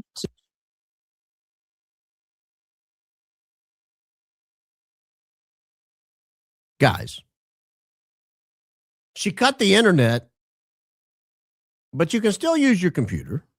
It's hardwired. You can still use your television, hardwired. But you're not allowed to use your phone. Not without me knowing, not without my permission. What, bro? What? She goes on. I just had to stop. I needed a breather there for a second. It's the up talking that I needed the break from, not the content. No, it's the content, not the up talk. To do certain stuff because you have limited, where we live, we have limited service in some spots of the house. So it's like, eventually we're going to go back to having a house phone, because something that's so, I know I'm hopping all over here, but it all comes together synergistically. When you cut off certain things like that and you have limited access to Wi-Fi or limited access on your phone, it helps to do something like the Sabbath, where you can truly honor it and say to your friends and family, if you truly need me and it's a deep emergency, please call our landline or have a bat phone or have one phone that is used for emergency line, put in the kitchen, stored away. And if someone needs you, that's how they contact you. But for me, it's like, okay, so in the house, what can we do to help holistically, just with our health, and then also mentally, making sure that we are, I mean, honestly, the voices that you consume on a day-to-day basis will play a huge role and influence in your life. Like Tucker, Candace. What are you watching on TV? What are you listening to? What are you reading? So just really making sure that all of that points into Christ, but also in alignment with where your family's goals, mindset, morals, heart is, just really making sure all of that's in alignment. And so what she just said there was, she cut the internet so that Charlie wouldn't have access to information she didn't approve of. That's it. When he's home, he can only consume things that I approve of. Because it wasn't his decision to cut the internet. It wasn't his decision at all. It wasn't Charlie's decision to limit his ability to communicate on his own phone. No. It wasn't Charlie's decision to be to have limits on what he could watch, what he could hear, who he could talk to. No, that wasn't him. And if the point of the Sabbath is to get control over your own life, how is your wife mandating it by cutting your access, taking your phone away, and saying, we'll have a bat phone if someone really needs us, they know how to reach us? Other than that, you're home, daddy. That's a really, really weird clip to me. A really weird clip. So who was he? More importantly, what was he? He couldn't say what he wanted to say on Twitter. That had to be approved. He didn't even have his own password. Couldn't say what he wanted to say on Twitter. couldn't have his phone on Saturdays. Now, he may have been his own volition, but remember, as soon as Erica said, God wants you to have your phone, he turned his phone on. Like, that's not your own volition. I think the answer to that is, well, honey, it's the Sabbath. I'm not going to have my phone on. Are you out of your mind? If that truly was Charlie's decision, the whole Sabbath thing on Saturday, if that truly was his decision, why would she have a say in the day that he had it on? Why would she be telling him, I think God wants you to have your phone on the day? That tells me she thinks that, it tells me, in my opinion, that she was the one that came up with the idea of the Sabbath. Hey, on Saturday, you're going to put your phone away. God wants you to put your phone away. And then a few Saturday, oh, God wants you to have your phone back. Oh, okay, good. Here we go. Oh. God wants your phone back. Okay. You can have your phone. God says you can have your phone. It's like a bad game of Simon Says. Like a bad game of Simon Says. God says grab your phone. God says put it down. Grab your phone. Oh, God didn't say. God didn't say. You got to do 2 laps around the track upstairs. Guys, I don't know what to make of who Charlie was. I've been spending almost 10 months now trying to figure out who killed Charlie Kirk, how and why. I think I need to figure out is who was Charlie Kirk? How did he become this and why? More than who killed it. I mean, obviously that's the important part because that's the fatal part. You know, once you're dead, you're dead. But I think equally as important is, or just under it is, who was he? Who was she? That she could cut his internet off, take his phone, give his phone back. Who was Andrew Kolvet, who came into his life because of some manufactured crisis? Ended up working there full time, ended up on the podcast.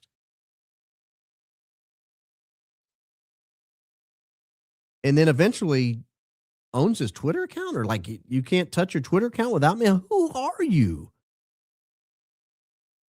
We talk about Charlie building this whole empire. I think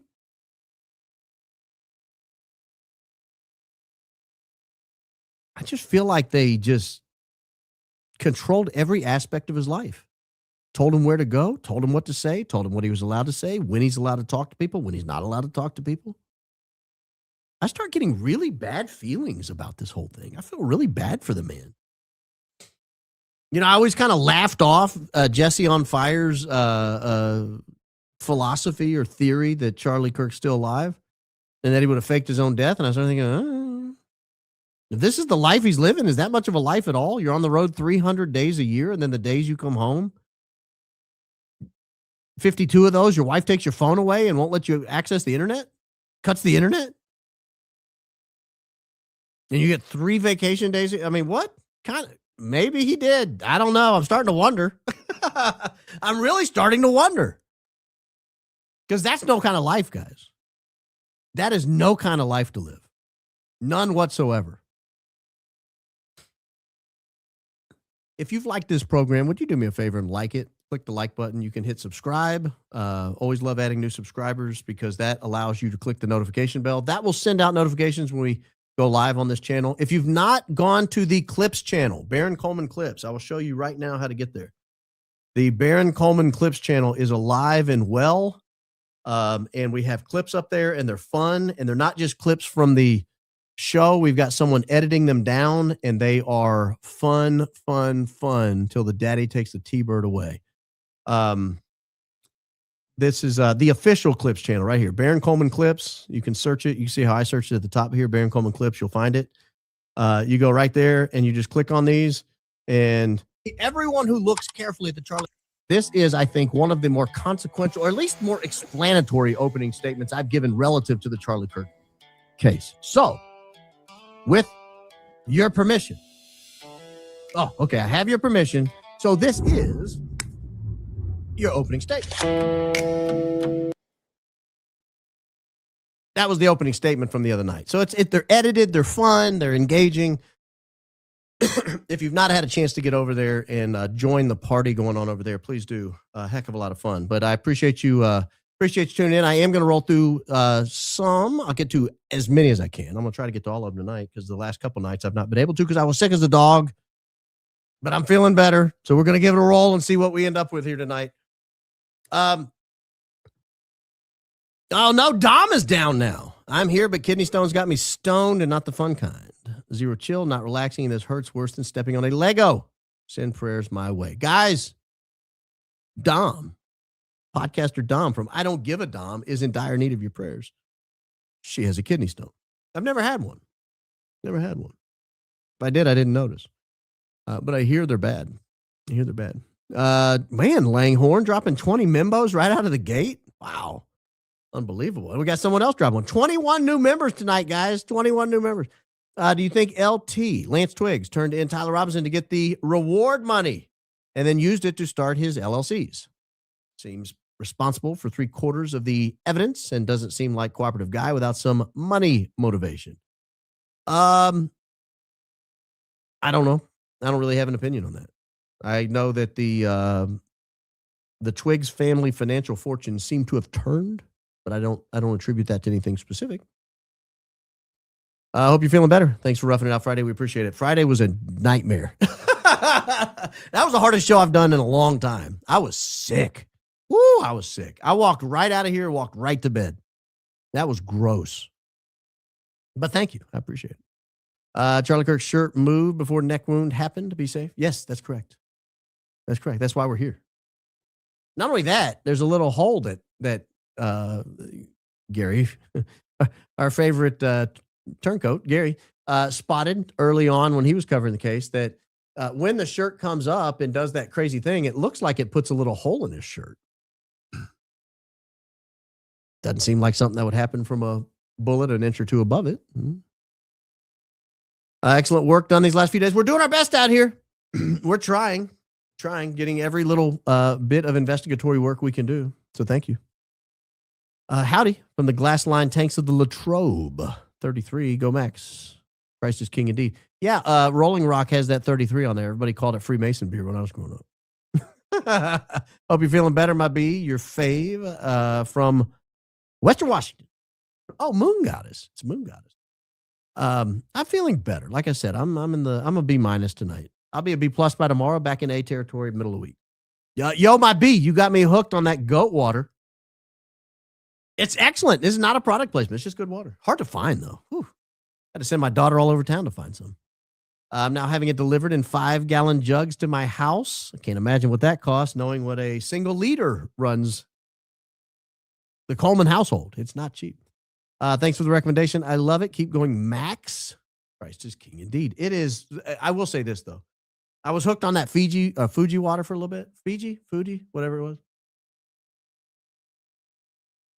It's just better water. I don't know why.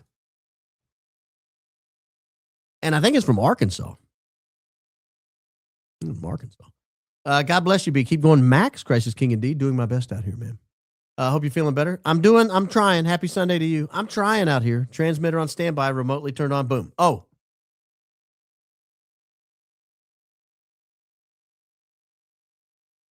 Well, that would require an extra small anti-personnel device, wouldn't it? I got my first Baron Coleman Go Max shirt today. I love it. I love it, too. It's a great shirt. You're going to enjoy it greatly. Hey, B, seems like camera footage Terrell Farnsworth sent Candace from behind Charlie was edited to not show the ground. Yeah, we've talked about that at length. I assume this was the case so we cannot see the debris and what the security team was doing. Keep up the good work. I tend to agree. I don't know if it was edited or it was pre-planned, so you wouldn't be able to see all that.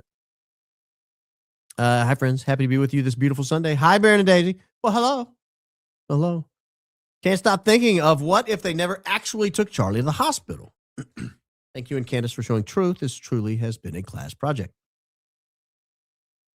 Well, that would explain why they confiscated the camera footage and wouldn't show it to anybody. But I think they took him, if you ask me. About to find out if I can work out to a pod. I've done it. I worked out to Tucker Carlson not too long ago. There was a podcast I was listening to and I didn't want to stop. It was the morning and I didn't want to stop, but it was like 8 o'clock and I was like, I need to go work out. And so I kept it in both ears and slowly wilted into a puddle of mess to Tucker and some Christian guy talking about church scandals or something. I can't remember what it was about. We love Baron. Thank you. Thank you. I love you more. If there was a conspiracy involving EK, TP security and staff, feds, and state authorities, why would any of them worry enough to turn themselves in? I think the better question is, if there was a conspiracy about all that, it would preclude any conspirators from turning themselves in. Because where do you go? Like, that's the problem. That's the major problem I see with one of these people turning themselves in is if you feel like everyone's in on it, where are you safe? You're safe with your mouth shut. You're not safe anywhere else. Lizzie, wow, thank you. AES explosion holds big answers. Been waiting for you to find out more and inform us. Thank you, Baron, for not letting up on these lying sacks of trash. We are behind you all the way to see this through. I hope tonight delivered. I hope we gave you we gave you everything we know and every conclusion we could draw from what we knew. So I hope it lived up to the hype, Lizzie. I hope you can watch Tucker's latest interview with that Alex guy. Christ is King. Alex Brucewitz, actually, I won't say I know him. I've talked to him several times. It's been several years, but he is he's an interesting character.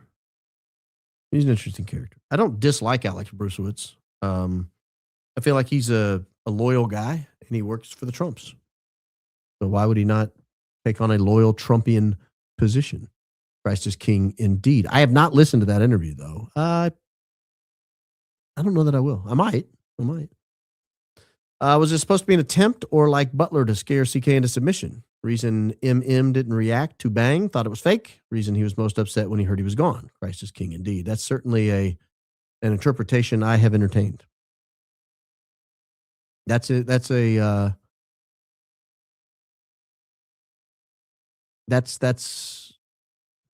scenario I've entertained. So I don't think you're way out in left field for wondering. Been too busy with a move to keep up lately, so I watch every episode at 1.5 speed. Finally catching my first live in months and feel stoned with how slow you're talking. Missed my high IQ peeps. I did that one time, getting through a bunch of Tucker Carlson and Joe Rogan episodes one weekend. I don't know why. I was just didn't have much going on and was working around the house, and I just had earpods in or whatever they're called in the whole time, earbuds, and I had it at 1.5 speed. And I was just cruising along. Well, their music started to sound right. Like their intro and outro music started sounding correct at 1.5 speed.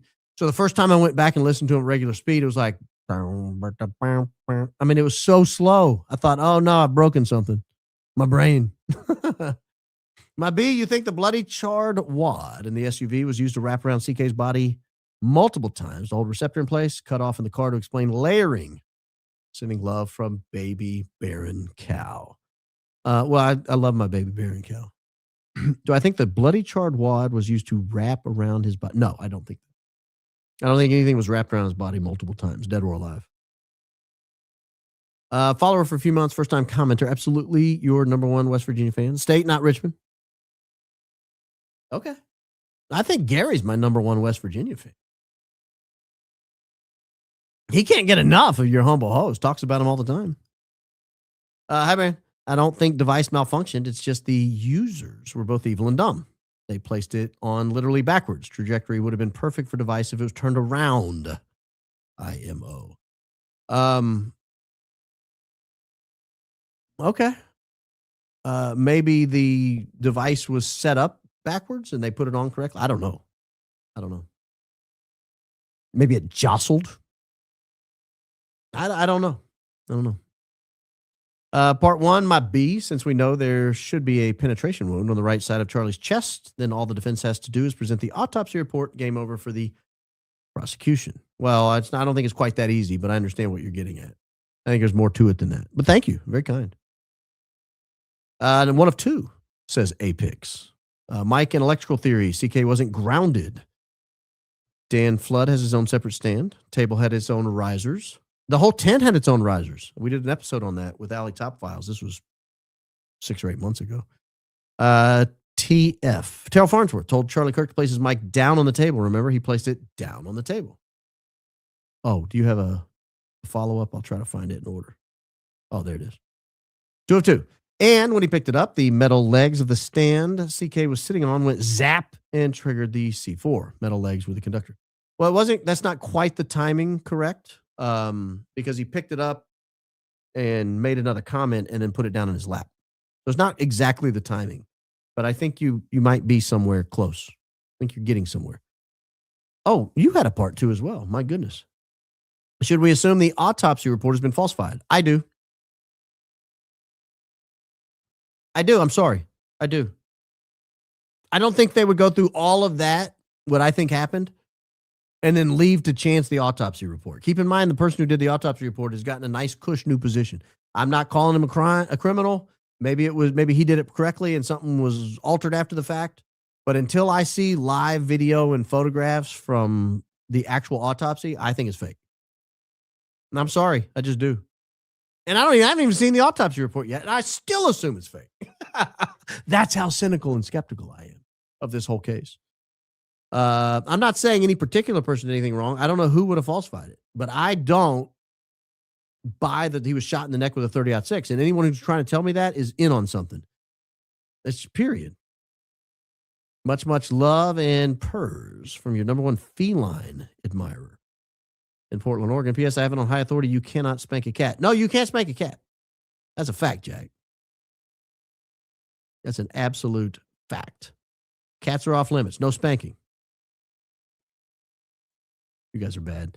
What a great way to end the weekend with our humble host. God is good all the time. I celebrated 10 years of sobriety yesterday, Kay. That's amazing, Kay. You should absolutely celebrate. I don't know how you celebrate, but without booze, preferably. Preferably without booze. Has anyone else ever wondered how we lived our regular day-to-day life without our humblest hosts before 10 months ago? Yeah, I don't know. What did you guys do? Bored out of your mind. I know that. Hit that like button, amigos, and let Baron know me gusta. Yes. Me gusta también. The woman on the camera in front of CK slightly to his left as he's facing forward reacts, does something slightly before the Big Bang. The woman on the camera. Okay, I know exactly who you're talking about. Brunette gal, young. I don't think she did something slightly before. As I recall it, she hears the bang and she looks down into the camera and does something, or no, she did something with her hands right as the bang sounded, like it scared her. Hopefully she wasn't the trigger man. But something happened and she squeezed or turned something on that camera right as the bang went off. I was just assuming it scared her. And then she looked back into the camera and then took off running. So I don't know. I don't know.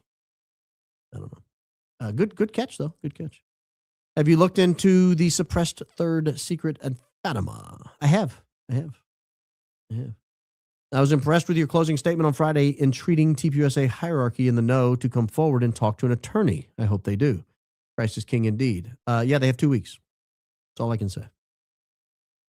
Their life gets exponentially worse as time goes on. Like, it's time to stop pussyfooting around.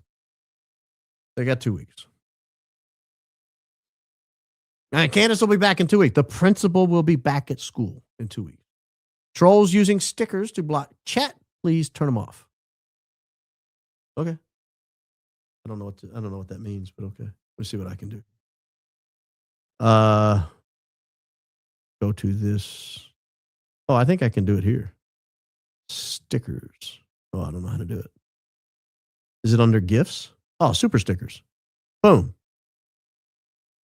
No longer super stickers as it's a revenue option? I'll turn it off anyway. But my goodness. There they go. Buy super stickers. You just cost me a fortune. No, I'm just kidding. I'll allow it only because it's Moon Goddess.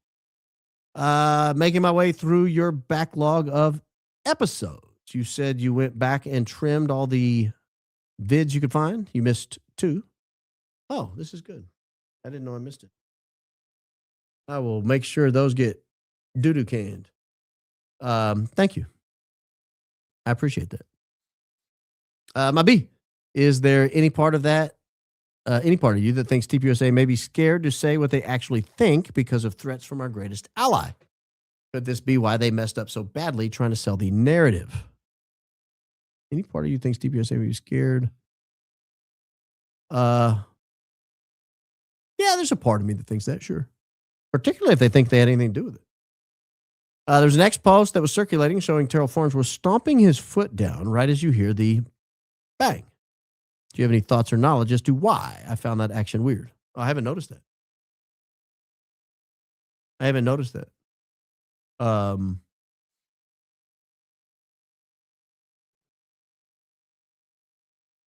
have to go back and check. I noticed a lot of weirdness with Terrell Farnsworth, and particularly the 1776 hat guy, Philip Goldsberry Jr.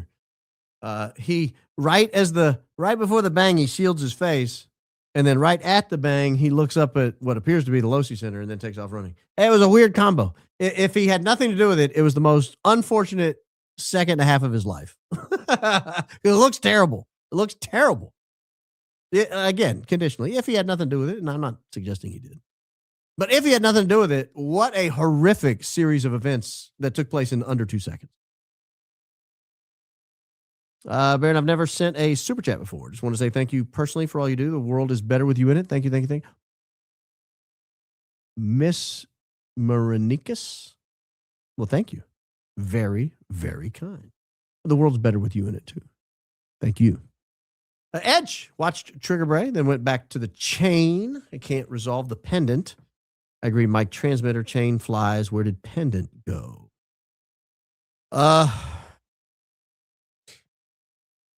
So if you look at the picture I put it on X and you adjust the contrast, don't change anything else. Just pull the contrast way down or turn it way up. I can't remember which. You see a mark, 2 marks really, right in the middle of his chest where that pendant was lying. What to make of that? I don't know. But it's pretty significant, in my opinion. I think so. Baron, can you shout out my wonderful mother, Teresa, who introduced me to your channel. I love you, Mom. Keep going, Max. Baron, Christ is King indeed. This is a perfect example of a mother who takes care of her children. Teresa's doing a fine job out there. And a happy shout out to you, ma'am. All mothers should be introducing their children to the program. Oh, I got a funny story. I don't think she'll care if I tell the story. So my sister calls me last night.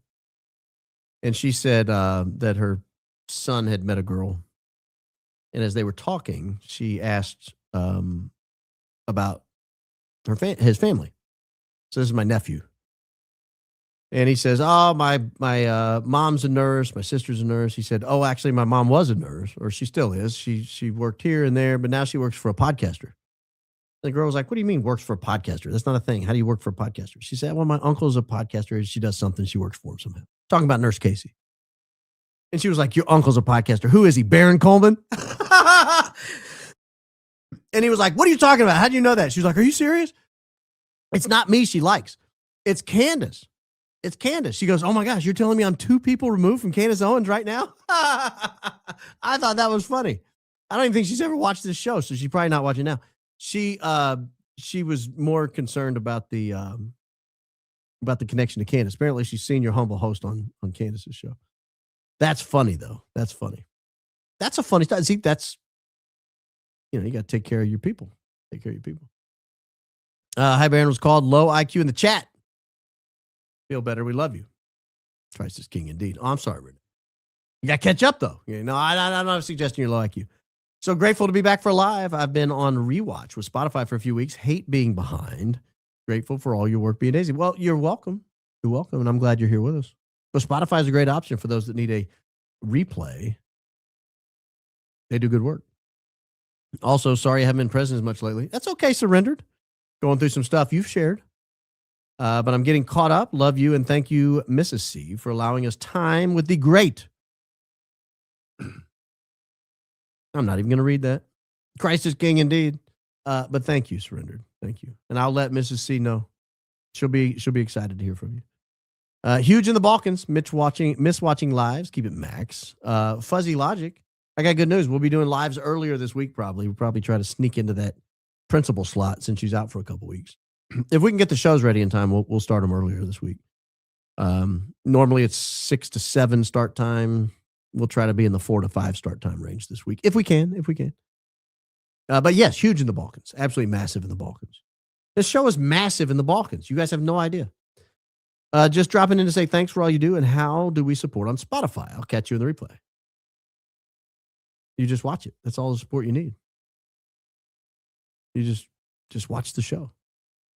That's how you support. Has any of the suspicious planes been back to the Provo airport since a couple days before and after Charlie was taken down, or have they only ever been in the area around the time of the takedown? It's a mix. It's a mix. Some have, some haven't. Edge. Continue to backtrack older interviews, and Frank is mental. He gets visibly angry, shaking when talking about that day, yells a lot. PTSD, grifter may crack. Yeah, Frank's a weird guy. I'll be honest, I'd never heard of Frank Turk before Charlie Kirk died, and I think there are a lot of people in the same boat. And I think he's milking it for all he can. But he's a weird guy. He's a weird guy. I mean, it's not like he's creating new things about it. It's not like he's investigating it. I mean, that would be a great use of your time, Frank, now that you have a platform and people know about you. It'd be great for you to investigate Charlie Kirk's homicide. Who killed Charlie Kirk, how, and why? Frank, you might have a lot of insight considering you were in the car he was taken from. But he doesn't want to do that. He wants to like go back and give speeches at UVU and put on the freedom shirt and like try to sound melodramatic. And it's not, no one, I don't think anyone's buying it. What's good, my B? Get well soon, Unc, and thank you for the great content. Wanted to give props to you and the team for the Clips channel. I hope that spreads like wildfire. Impeccable stuff, mate. Yeah, it's phenomenal. It's a really good channel. Really good. That opening statement that was put up, I think this morning, from last week's show, Thursday or Friday show, it's great. The way it's edited down, it's really good. I didn't do the editing, so I can brag on other people. Confusing for the newbies, but you're going to have to catch up. We move ahead at PhD capacity. Yes, God, I love this man. Great way to wrap up my weekend with our humble host, Kristen. Yeah, Kristen, I love you too. Hey, listen, we don't slow the class down. You got to find some other way to catch up. This is not about numbers. This is not about trying to see how many people you can cram into a podcast. It's about solving a problem. And we can't solve the problem if we have to keep slowing down for people. Get in. We're trying to win. Happy to hear you're feeling better today. God obviously heard our collective prayers for you. Well, thank you. I needed them. I needed them not desperately, but I needed them. I was feeling bad. I'm still coughing. You can hear it in my voice. Thank you again for everything you do to keep us informed. You are a blessing. Well, thank you for being so kind. Surrendered back for more. Could TPUSA be sabotaging the PR nightmare so badly to keep us pushing the actual investigation? I'm not sold. Erica's not involved. Her past and current world's attitude proved that for me. Could TPUSA be sabotaging it to keep us pushing the investigation? Oh, you mean to get her? I doubt it. I doubt it. Dude, if Erica goes, this is not me saying she's involved. Don't sue me. But if Erica goes down in this investigation, TPUSA's cooked because they'll all look like they were covering for her. You can't be that wrong that long about the person you work for. Like, they have inside information. We're on the outside looking in. If we're wrong and it turns out it was Tyler Robinson, we're doing our best out here. And you guys looking so guilty and terrible the whole time kept this thing alive. You should have been honest and forthright and forthcoming. But if they're wrong, having all the information they had on the inside that whole time, they're going to look terrible. Like, you can't look worse than that. Hey, Baron, do you think the surgeons that received Charlie's body at the hospital and the autopsy person are in on it and lying when they have seen the damage to Charlie's chest? I'm wondering. We're going to cover this at a later date, and I don't want to give the show away now, only because it wouldn't do it justice, because I want to pull up the documentation. I want to pull up different things that support my position. And the short answer is somebody had to be in on it. If we're right, somebody had to be in. Came to Nashville for the Alan Jackson concert last night and won't leave till tomorrow. I'd love to meet you in person to say hi. Please let me know if you'd be okay with that. I absolutely would not be okay with that. Not that I don't like you, Rick. It's that there's so many people that don't like me that I'm not purposely telling people I don't know where I'm going to be. So I appreciate that, Rick. I genuinely appreciate that. And under normal circumstances, I would love to run into you, but I'm not down for a prearranged meeting with strangers right now. That's not a safe way to proceed at the present time. Thank you. Keep going, Max B. You possess the very rare combo of courage, ability, integrity, and tenacity required in matters this significant. It's your time, my friend. Onward. I still owe you an email, but less important now with all the new revelations. That's okay, Missing Biscuit. And can I refer to you as Missing Email from now on? Very kind words, by the way. Very kind words. You should include John Bray publicly introducing his theory when speaking of the explosion. I talked to John Bray as recently as late last week. I've talked to him several times on the phone, texted with him many, many more times than that. We don't typically do interviews here. I have done it on limited occasions. I think 2 occasions I've had an interview. It wasn't even an interview. It was really Dre was talking about things that I absolutely could not understand. And I was like, will you please come on the show and just that way I don't screw it up. And she did a great job. Dre's a great podcaster. She's a great content creator, very, very, very sharp, funny. So I did have her on for an interview. And maybe I could have John Bray on for a members show because I do some interview.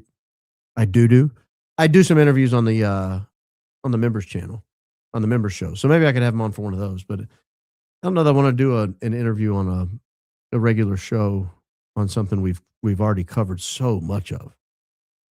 But I appreciate the advice. Always looking for unsolicited advice, guys. I specialize in that. It's my favorite. I love when people try to tell me how to run the show. It's really what I want to do. I kid because I care. Thank you for always showing up, even when you feel like doo-doo. We appreciate you. Love you, my B. Oh yeah. We had a good run Friday. I looked like warmed over death, and I sounded worse. My voice is still not back. I don't know if you noticed that.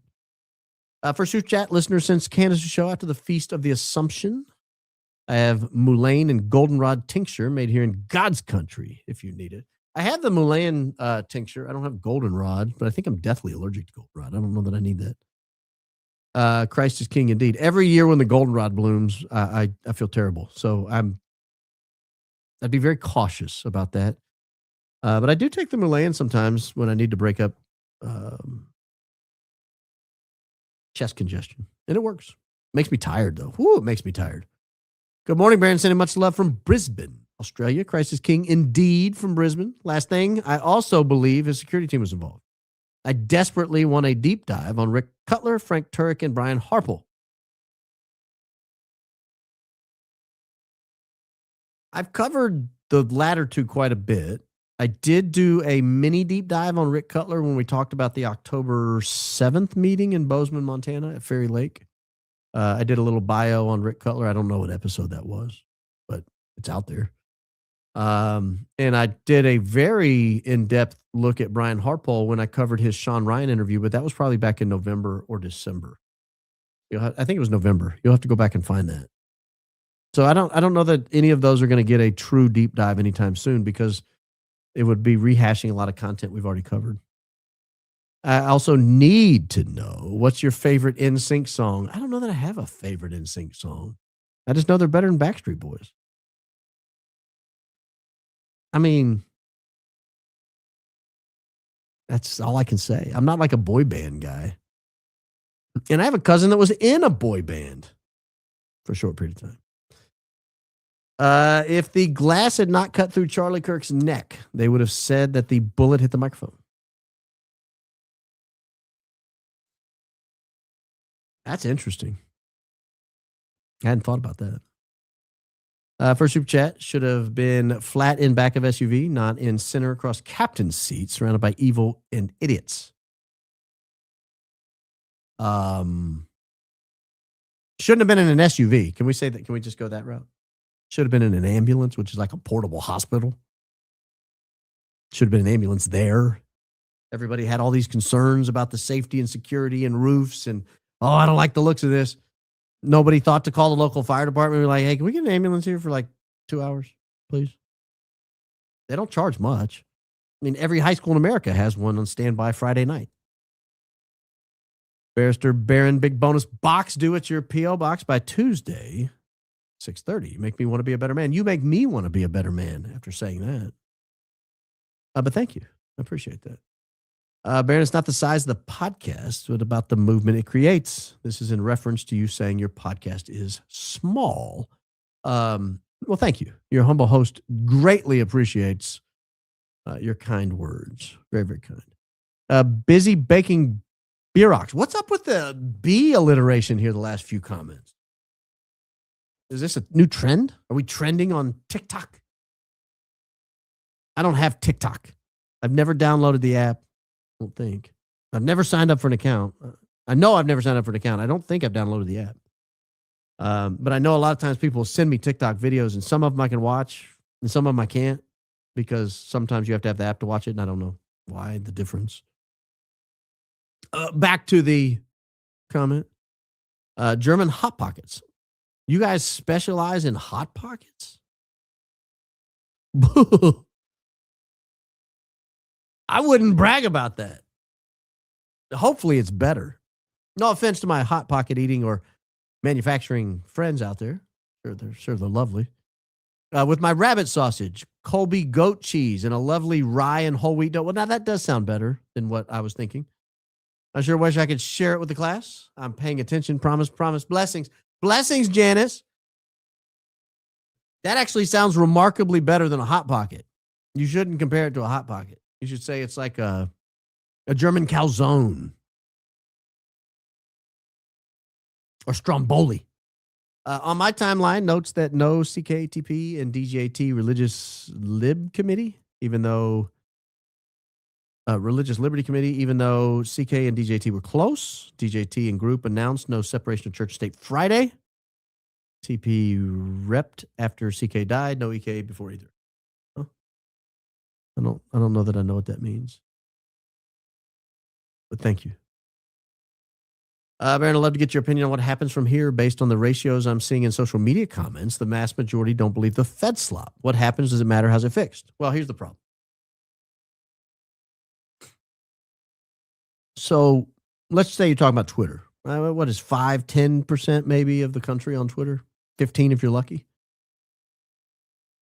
So you're dealing with a self-selecting class of political junkies. I mean, that's like the junkiest of the junky political junkies. So they may not be buying it. But you're dealing again with a small percentage. So let's say it's 10%. And let's say Twitter's 80-20 against the Fed slop. Or 90-10 even. That's 9% of the country. Of the remaining 91%, that means they're not paying attention. And most of those probably believe the Fed slop because they don't pay attention. They're not following any investigations. Can we start figuring out when Dan Flood started practicing his Macarena hand signals? Thanks, Bubba Baron, for what you and Candace are doing. Seems like it's been a long planned event. Thank Baron. Christ is king indeed.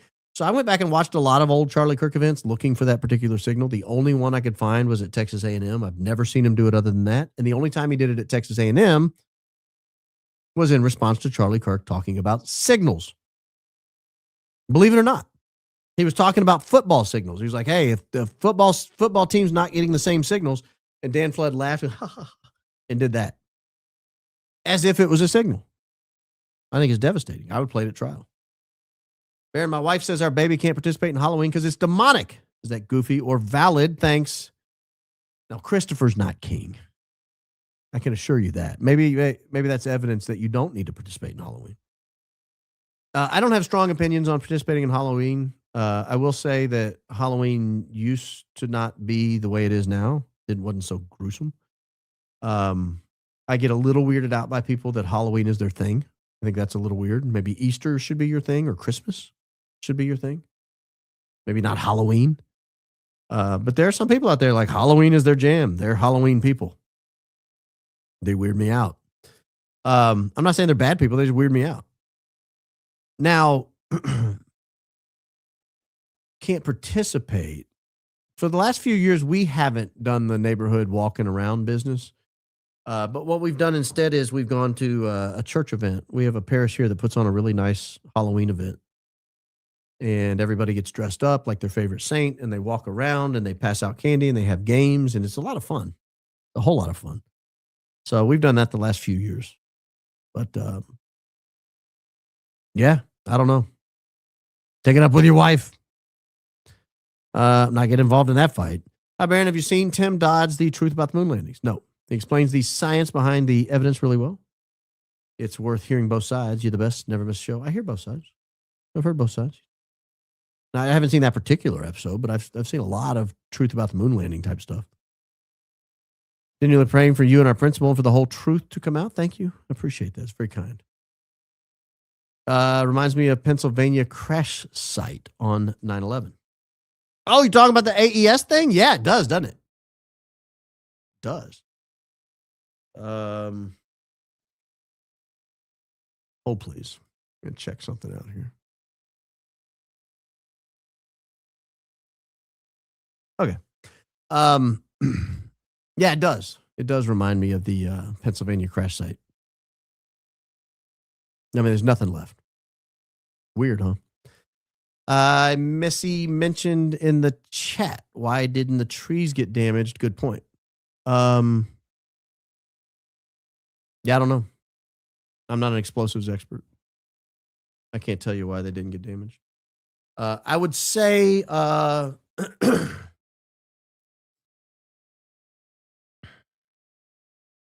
trees are hardy and they're living, and they were pretty far back. I mean, not like miles back, but they weren't like right in the plant. There was a little grass divide between them. And it's I could see if just the plant was boomed and then the energy went up, I could see that the trees wouldn't necessarily get too damaged.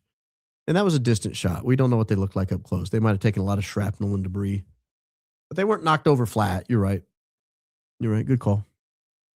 That's a Hegseth missile strike on AES. He flew by. He flew by on plane registry 99-0404.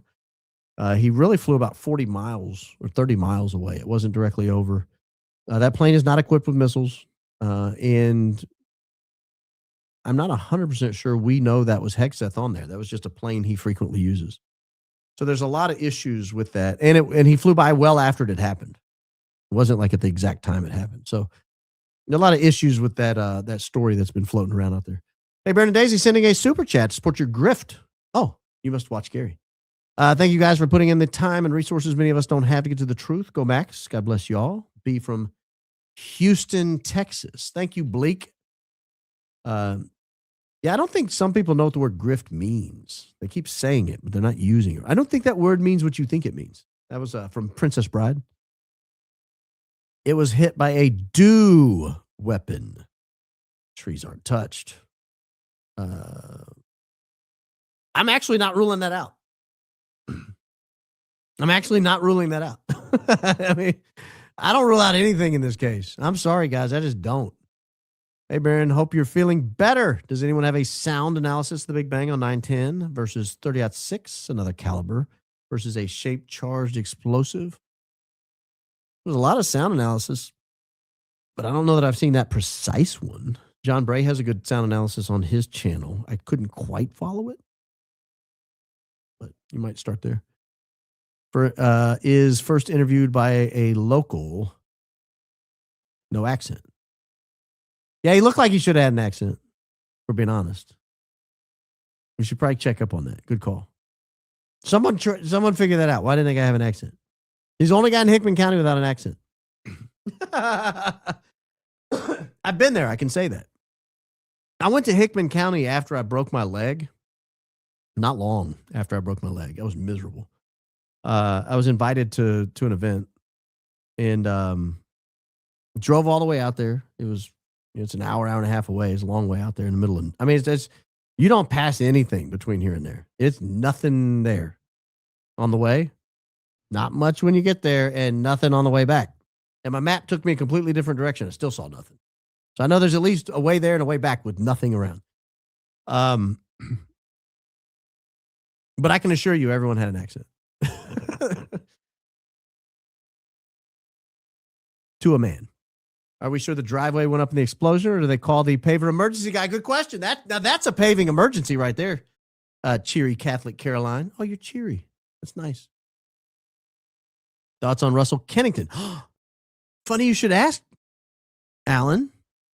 I just mentioned him today, as a matter of fact, to our humble Daisy. That's funny you should ask. You're going to see a story about him coming up soon. I just mentioned him today. Arrested on 9/11 for taking pics of Charlie Kirk crime scene. Pics deleted, but maybe he saw something. Also, anyone FOIA'd U.S. Marshals. They took TR to Utah County. Go Max, Christ is King indeed. I have a theory on that, and I will give it to you soon. I think it's a good theory. I've run it by a couple people, and I think they both liked it. I'm attributing to Daisy liking the theory.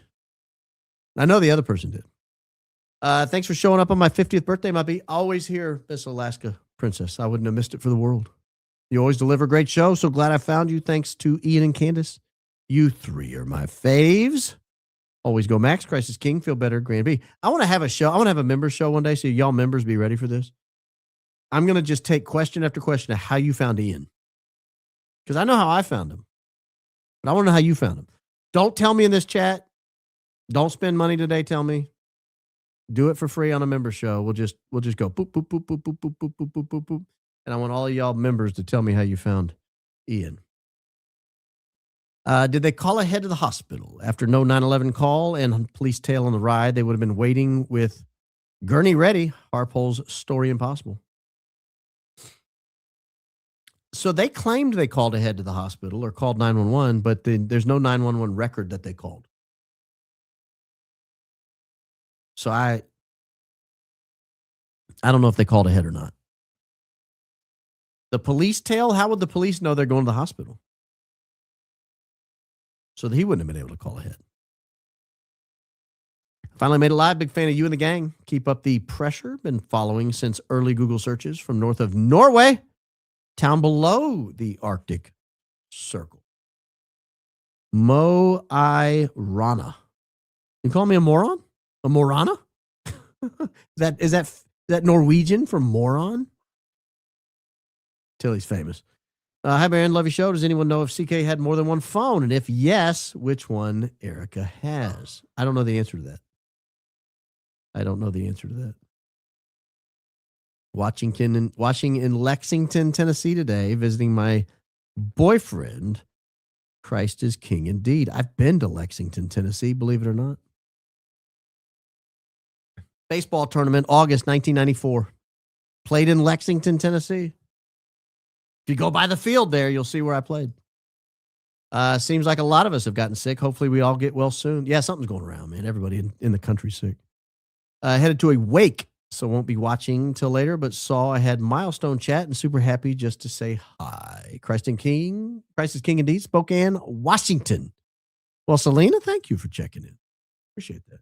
Off topic, the woman said we're landlocked, so we don't feel earthquakes. I noticed that. I didn't want to point out that one of the most devastating earthquakes this country has ever experienced absolutely obliterated Memphis.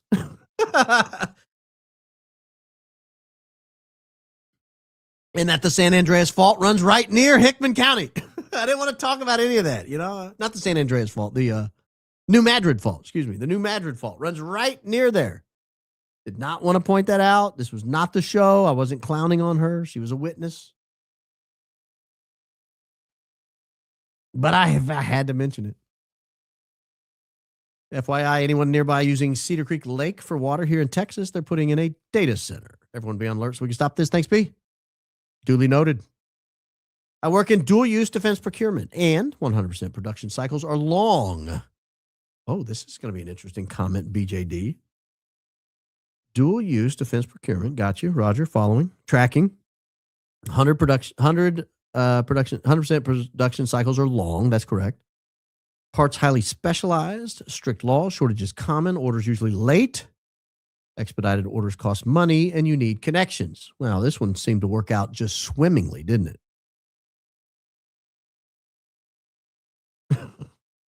Amazing. That's a good comment. Guy that worked at AES, and 2 people called him, the 2 survivors. And why did they call him? See if he survived? Ooh. Well, he didn't say they called from the scene. And keep in mind what I told you. It's a massive facility. And so there would have been other buildings at that facility that were not harmed. And maybe he knew someone at one of those other buildings that knew he worked at that building and was calling him to check in. I don't want to read too much into it, but that's interesting. It's an interesting line of thinking that you got there. I'm not above it. Baron bought a shirt in the wrong size. Any way to change before it goes into production? If not, all good. Thanks for all you do. Never change, sir. Christ is king indeed. I don't know the answer to that. If you will email Nurse Casey at realbaronpodcast@gmail.com and put wrong size in the subject line, she'll let you know. I don't know the answer to that. I know a lot of times the answer is no, but I don't know how early, if you caught it, I don't know if it could be changed. Dear chat, please stop griping about super stickers. Money goes to our humble host. He deserves to be paid for all he does for us. Well, they were off for a short period of time. I did turn them back on now that the chat's kind of settled down. I can see the chat per minute or chat, whatever the metric they use. And once it settled down, I turned them back on. But I don't see so many super stickers that they're plugging up the chat. Is there something else they're complaining about? Because I've only come across 2 so far. They must be complaining about something else. But yes, I do deserve to be paid. No. Man, I can't wait to get over this sickness. Cannot wait. Now, I will say, one of you advised me on X to get an air filter for this office because of how much I cough back here. And I noticed I don't cough this much. I cough a lot. I'm just a cougher. But I don't cough this much all over the place. And so I did buy an air filter. It should be here in a few days. So maybe I'll clear it up. Maybe I'll be better. But yeah, stop griping, chat. Be kind. No, I'm just kidding. Sort of. I bet that guy didn't feel the explosion because he was driving and a car suspension absorbs low frequencies. Yeah, could be. Might not, but did he not hear it? Like it was heard 60 miles away. Figured it'd been loud 7 or 8 minutes away. Maybe not. Tyler Robinson needs Tom Cruise and Demi Moore as his defense from A Few Good Men. Andrew can't handle the truth. Did you order the code red? I want answers. I want the truth. That plant employee didn't look very shocked. That's up for you to decide. You're an excellent teacher. Thank you. Oh, I do my best. Thank you. Thank you. AI didn't limit reach all CK reels on first day. Oh, okay. All the research, incredible work. Do you think even with a confession, do you think the feds will change their story? Great job, Baron and Daisy. I think if someone came forward, that it would absolutely change their story. I think if someone came forward and said, hey, it was an op, here's who was involved, I think they would have to change their story. Especially if they held a press conference at the National Press Club in Washington, D.C. You remember when Andrew Breitbart held that press, or no, it was Anthony Weiner held the press conference at the National Press Club, and Andrew Breitbart went up and grabbed the mic and started talking. What a time to be alive. Holy mackerel. That was awesome. I started watching tonight's live, Barons. Say it right. Fort Huachuca. I knew I was going to say it a lot. Christ is king indeed. But yes, it's Fort Huachuca. It's not Fort Huachuca. Everybody knows that. Bots or not, Baron gets money for them. Google it. Oh. But I haven't seen that many. I have no idea what you're talking about. Unless you guys are calling something else a super sticker. But if so, use them profligately. Send more. Send spam away. If they pay, spam. No, I'm kidding.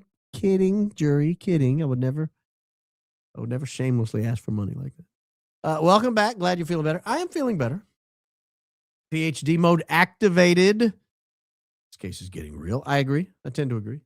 Be looking into all the helicopters traveling from New Braunfels to Indian Springs Ranch Airport. During the time the planes are sitting, our friends might be visiting the Patriot Academy. Wait, what? I need to look that up. What's it called? Indian Springs Ranch Airport. Okay, got that. Now, what was the other thing? It was the Patriot Academy. Got it. Okay. All right, I'll check it out. I'll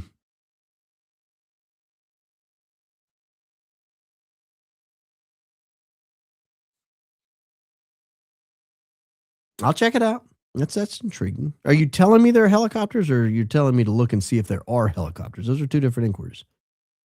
We'll check it out. Mark at Seat Edge is CK's ear. Short ride, pressure needed to leave imprint and hold CK on seat. His neck was under RC's knee with other legs swung over the middle. Open air, not equal compressions. Email of pic just sent. Go Max Christ is King. Indeed.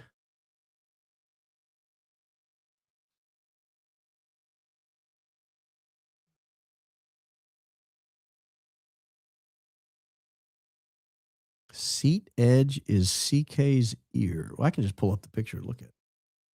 Because this is intriguing if you're right.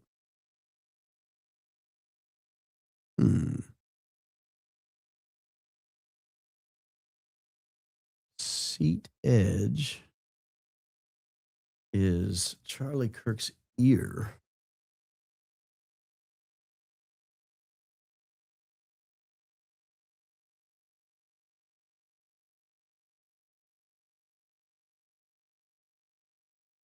I see what you're saying.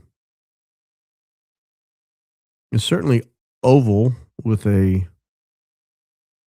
Well, I'm going to hold that up. I'll look into that. I'm not going to publish that because it's. I could see YouTube getting weird, but I will look into that more. Thank you. That's a good tip. That's a great tip.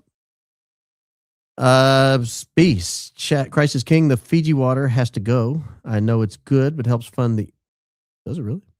And our not so great ally, the wonderful. Oh yeah. I've heard about this wonderful thing. You guys get all bent out of shape about the pistachios I eat too. Find me another company that can get me a 2-pound bag of pistachios for $16, and I'm all ears. We're on goat water now, boys. At least until the $50 super chat that they paid for runs out. Then I don't know what I'm going to do.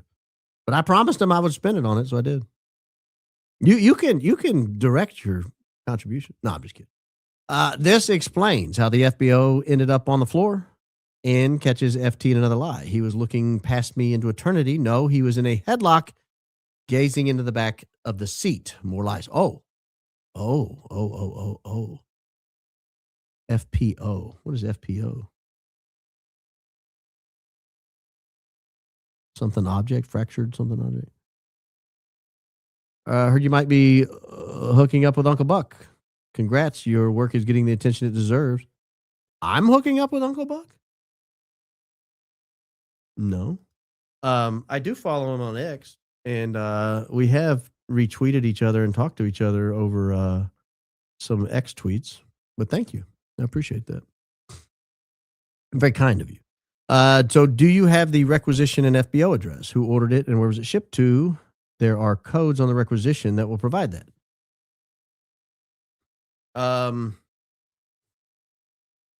We have that order form I showed you.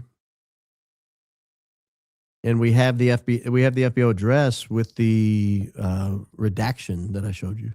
I don't know if I'd showed you that by the time that comment came across. My son bought a racing simulator. I told her to race you. How can he find you? Oh, goodness gracious.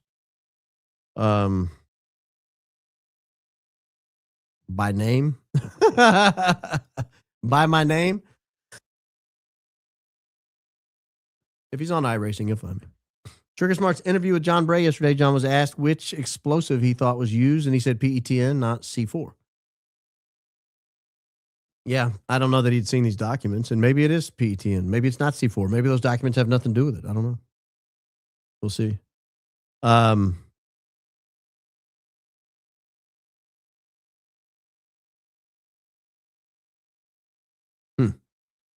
Let's see. Sucks that tax dollars potentially paid to remove Charlie. Well, I mean, it's a big leap there, but potentially, possibly. In my Chris Tucker voice, how the hell you find some C4? If you know, you know. I don't know. I don't watch a lot of movies, though. Hey, Brandon, love your show. Could I please get some prayers? I just turned 42 and was diagnosed with breast cancer 2 days later. I start chemo soon. Thank you, Kristen. Of course. Of course you can get some prayers. Guys, I do hope you pray for her. I hope you caught it early, and I hope you're strong, and I hope you get through it. And let it keep us updated, please. I'm even more convinced this device was for Charlie Kirk. I kind of was too, honestly. Becoming increasingly anxious once you solve this. What am I going to tune into every day? Not high IQ, but you make me feel high IQ. Stay tuned. We'll keep being high IQ forever. Just saying, hey, Baron. Oh, hey, go Max. We'll do it. Oh, Mad World. I got to get you back on the mod. Hey. EK alibi photo. Consider quality of pic. Who takes pictures of not your kids like that? Not me, you. Transportation 501c3s. Old habits die hard. Yeah. If anyone knows where that picture was taken, I'm all ears. I'm happy to tell me. I'm seriously all ears. Thank you. Just sent an email with likely components and materials for the alleged device. This question is not surprising given that the individual components, including C4, are stable, and the same for the detonation components. You have an email with all that in it? You've solved the case? Will, I'll be the judge of that. I'll be the judge.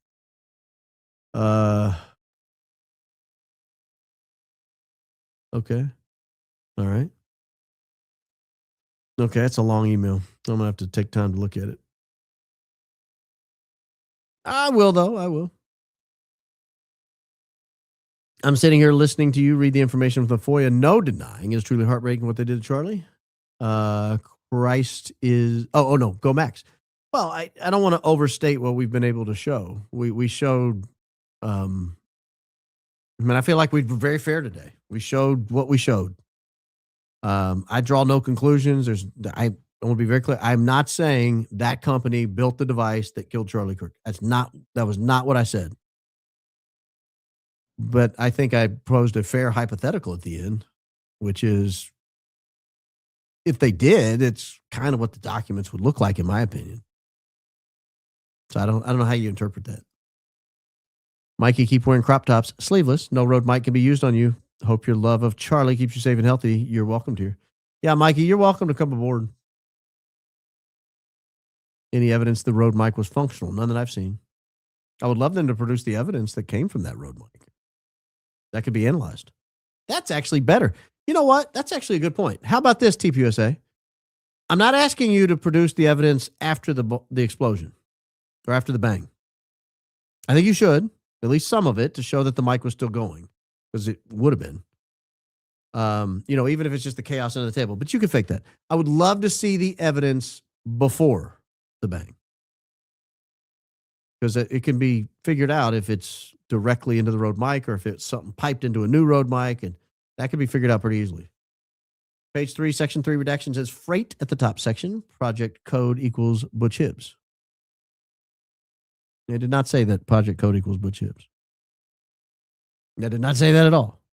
I don't know what of course it said freight, but I don't know what that means. Does it? It doesn't say Butch Hibbs. If it does, someone else will tell me I missed it, but there's no way I missed that.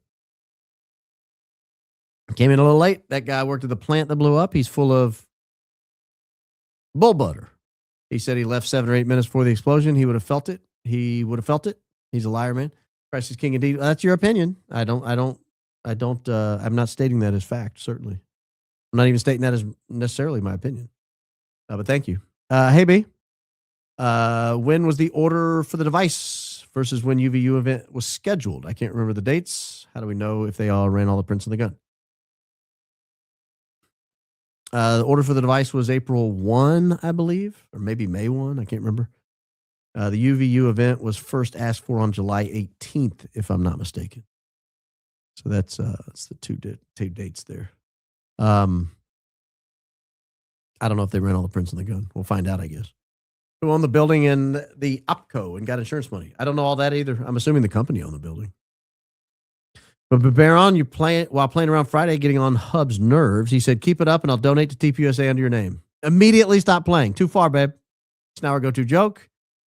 Oh, Redheaded Mama, that's not a joke. Them are fighting words. Daisy, did any of the TPUSA aircraft fly into Indiana? Find me that and I'll find the rest. DOD guy here, you should have my email. I can assure you we've looked at that. I can assure you we've looked at all that. So I appreciate that. EK was a predator in the sense that she targeted a clueless young virgin, knowing that once he got a sample of what she was selling, all his logic and common sense would be amendable. Well, I'm not stating that as fact, but I would say it certainly happened in the past. Not with her necessarily, but that's a common ploy. It's undefeated. John Cullen suggests tail number in 1908 Lima flew over UVU and released drones. Then 25 minutes after, flew up and retrieved drones. I've heard him say that. I don't necessarily agree with that.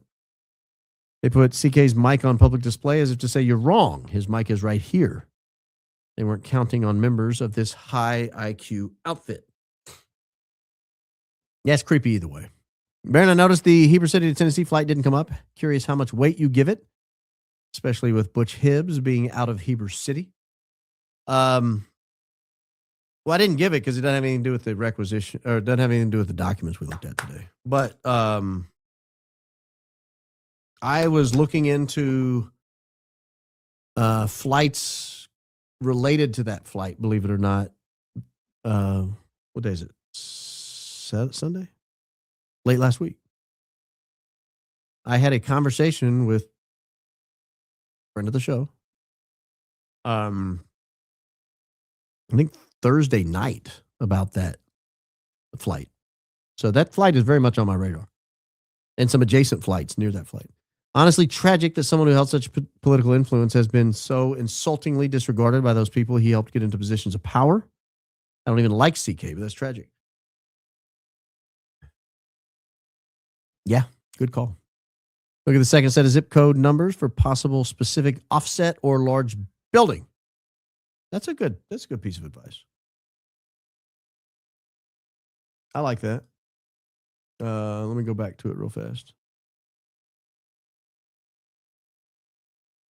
Second set of zip code numbers. You're saying like the zip 4? Is that what we're talking about? I bet that zip 4 is just to the base because it's 5001. That's pretty generic. That's like if it was 6143, maybe we'll think about it. I'll look into it. Something to consider. Thank you. Does the Rode mic heats up when used? Because I'm really interested in knowing how it went off. No, mine don't. I don't know what his did. Mine never have.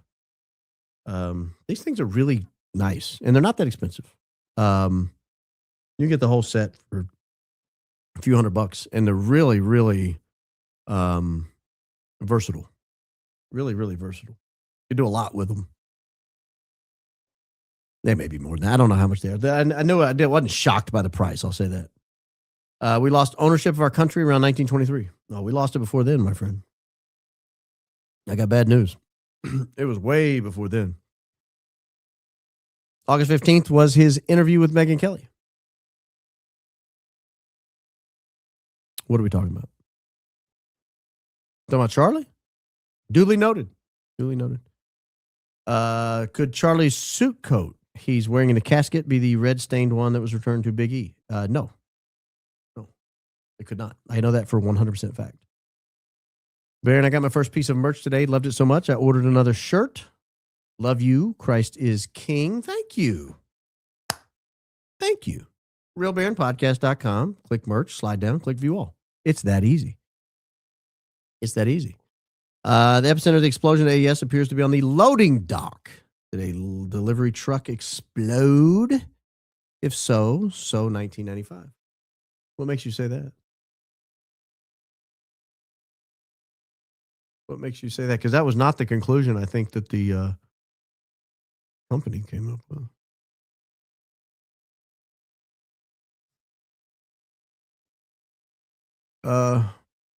It's because that's where it's all dark and charred looking. Yeah, I guess you're right. That's interesting. I never even noticed that. Thank you. Good eyes. This is why we do these shows. We get all this group intelligence. B 1.1 D is the hazmat classification for explosive. Correct. Correct. Correct. I know how corrupt the world is. You know how corrupt the world is. We all know how much. We all know we are not voting our way out of this. Now what? I can get Brad Pitt's voice out of my head.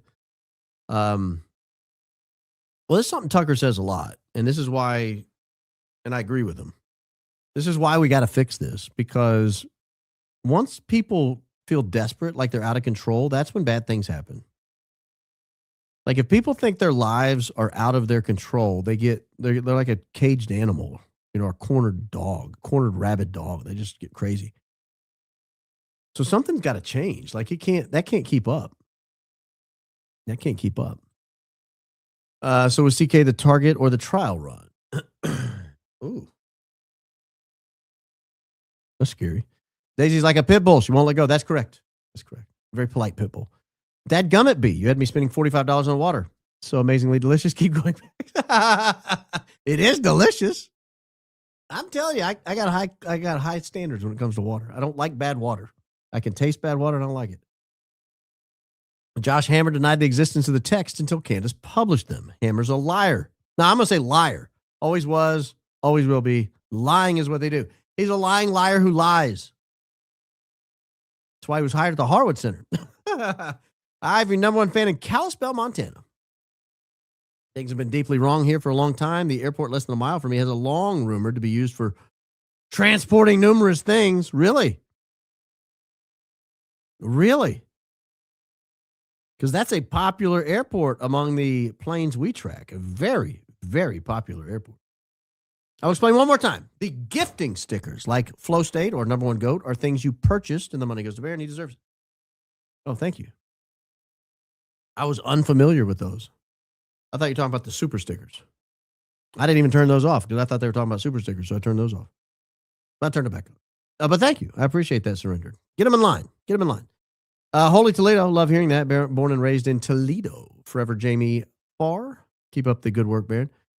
You know, I never said Holy Toledo until I saw that volcano exploding video and the guy's in the boat. And he goes, Holy Toledo. Now, that's great. That is fantastic. Yes.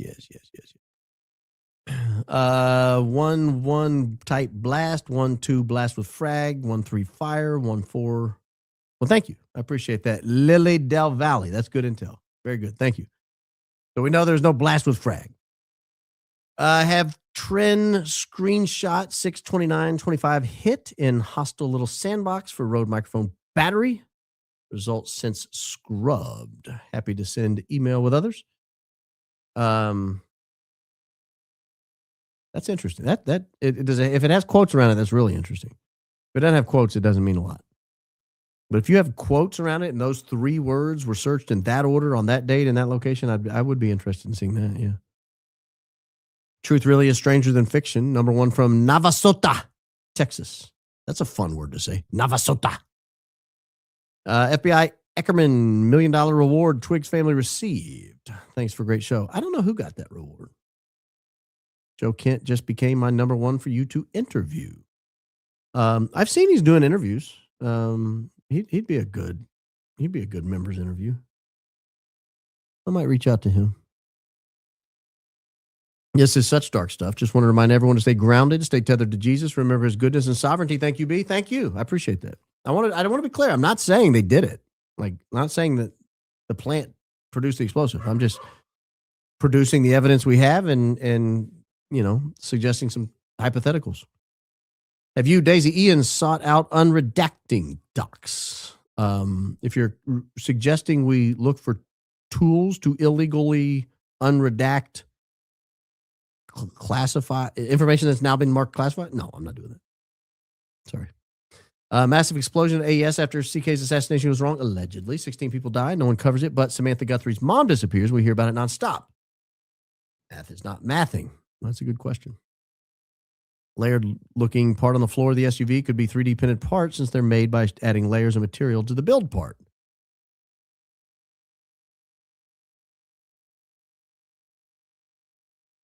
Maybe. We've got some good leads on that burnt piece. I don't want to spoil the surprise, but there's some really good leads on that. Andrew's texts were part of a broader plan to fuel anti-Semitism. After the assassination, use a patsy narrative and build support for Israel-inspired laws tied to a Zionist agenda in the U.S. J.D. Vance is the end game. I don't dispute that. I don't dispute that at all. What if it was sent to Kent to see if he'd bite? I don't dispute that either. Well, great point. Putting out that text to divert away from TPUSA. Oh, how does Mrs. Coleman handle being with such a smart man? She tells me to shut up. No, I'm just kidding. She would never say such a thing. She's a wonderful woman, kind, polite. She would never say such a thing. Greatest Ally just retracted Parscale FARA, saying it was an error. There was no Parscale FARA disclosure in Salem proxy docs on the sale this week. It passed. He's also not on D&O insurance policy or listed on 2025 Salem financials. What the hell's going on? Wait a minute.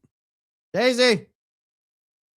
Daisy's my FARA guru. She knows more about FARA than anyone I know.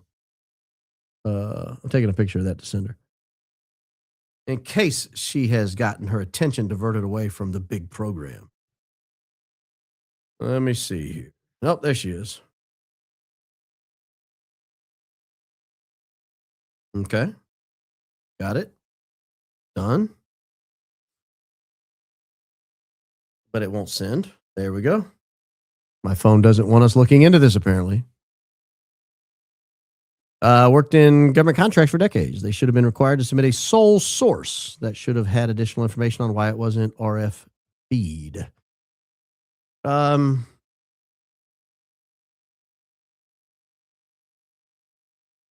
Do we know it was a sole source? That's good information.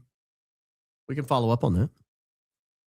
Mentioned this yesterday at poker game. What is the rectangular bulge under CK's lower stomach with possible tubing in the shape of a U? In picture with Butch Hibbs, Dan Flood, and smiling Mikey McCoy. I've heard a lot of that about the waist. I don't think anything was at his waist, but I don't know for certain.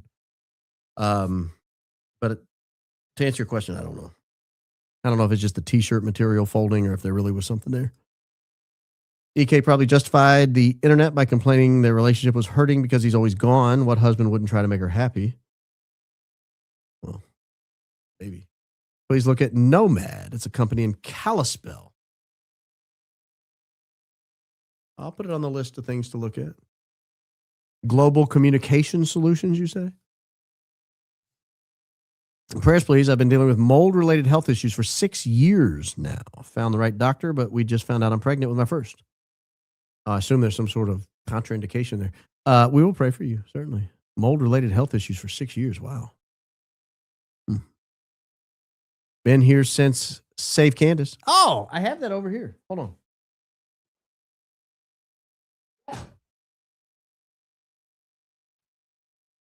Oh, no, it's not the right.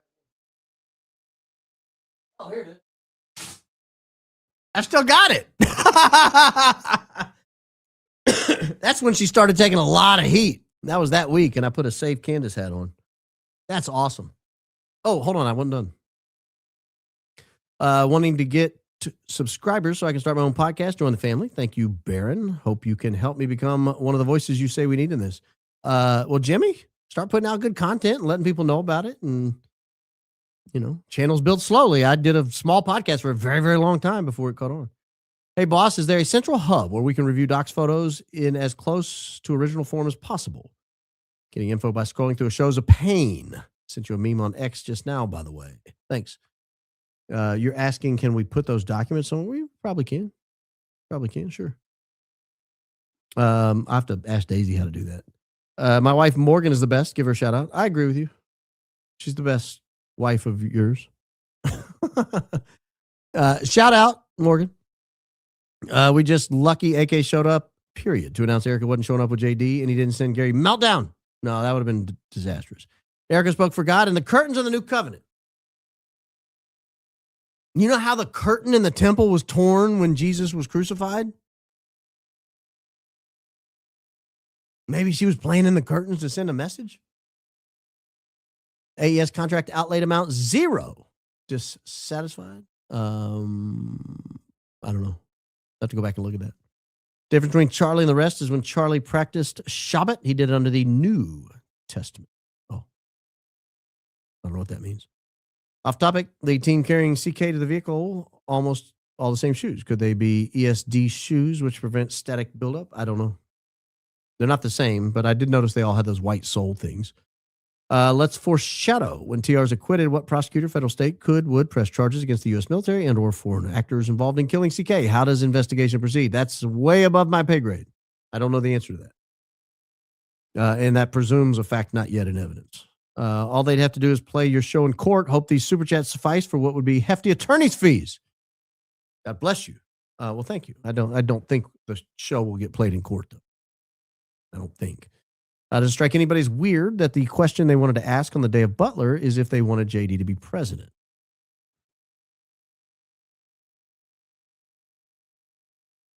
I don't think that's the question they wanted to ask. I think Charlie was asked, do you want JD to be vice president?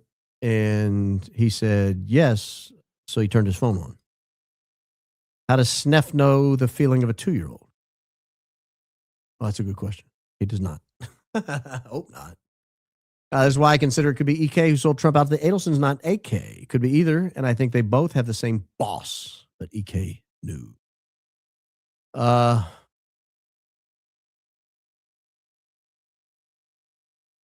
a thought. I don't know. When were the text screenshots sent? What was the advanced show date? September 15th? Thought we covered that. I didn't say that. It was September 15th. AK was meeting with top people in the White House Thursday, January 29th. The cash call incident. No. That was way before that.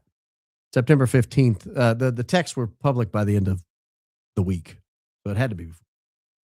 Holy Shapiro eyebrow she had. I didn't want to comment on it because I think commenting on women is beneath me.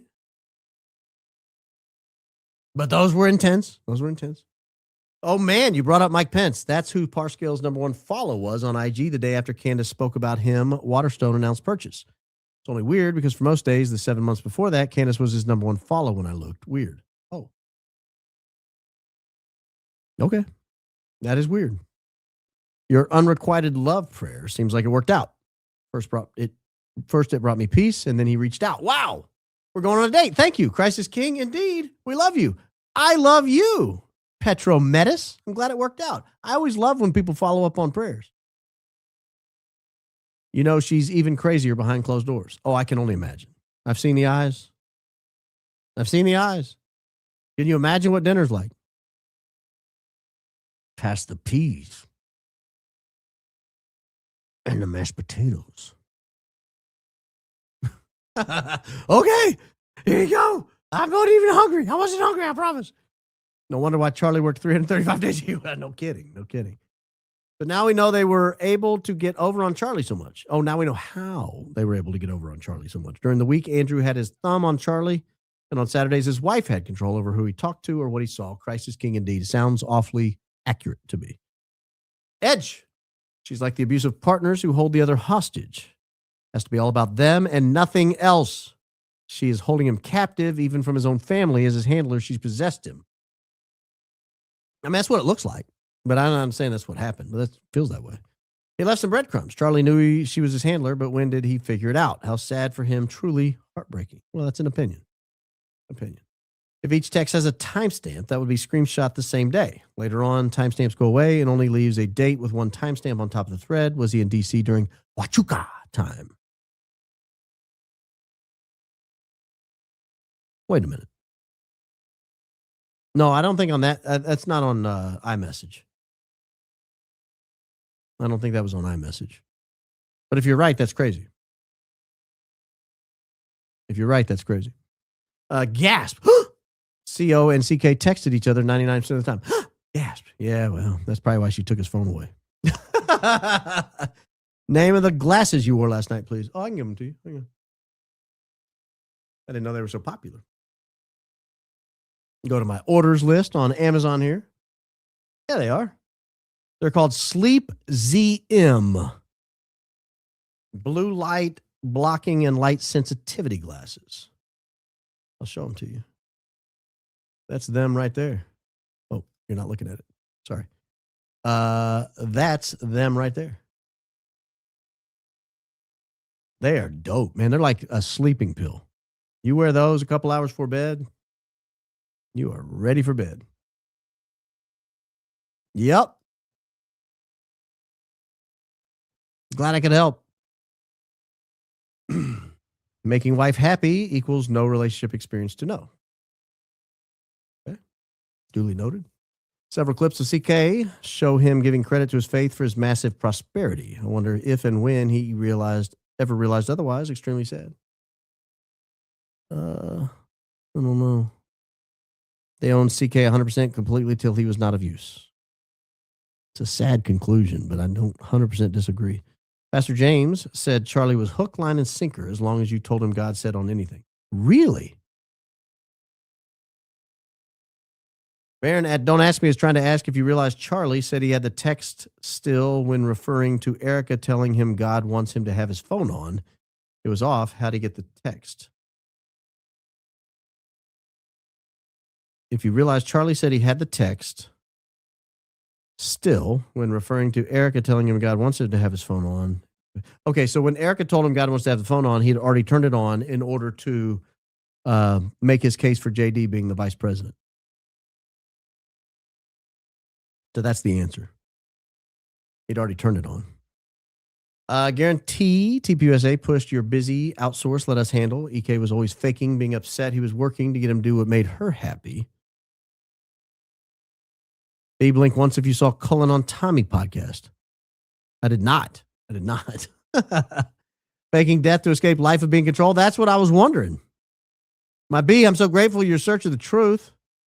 Thankful for all you do. The ICU RN and family NP in me is here to remind you to hydrate and get some rest. Feel better soon. I can't hydrate too much on air. I'll have to go tinkle. Oh no, I've lost the top. Where'd it go? I feel it, but I can't see it. Oh, where? Whatever.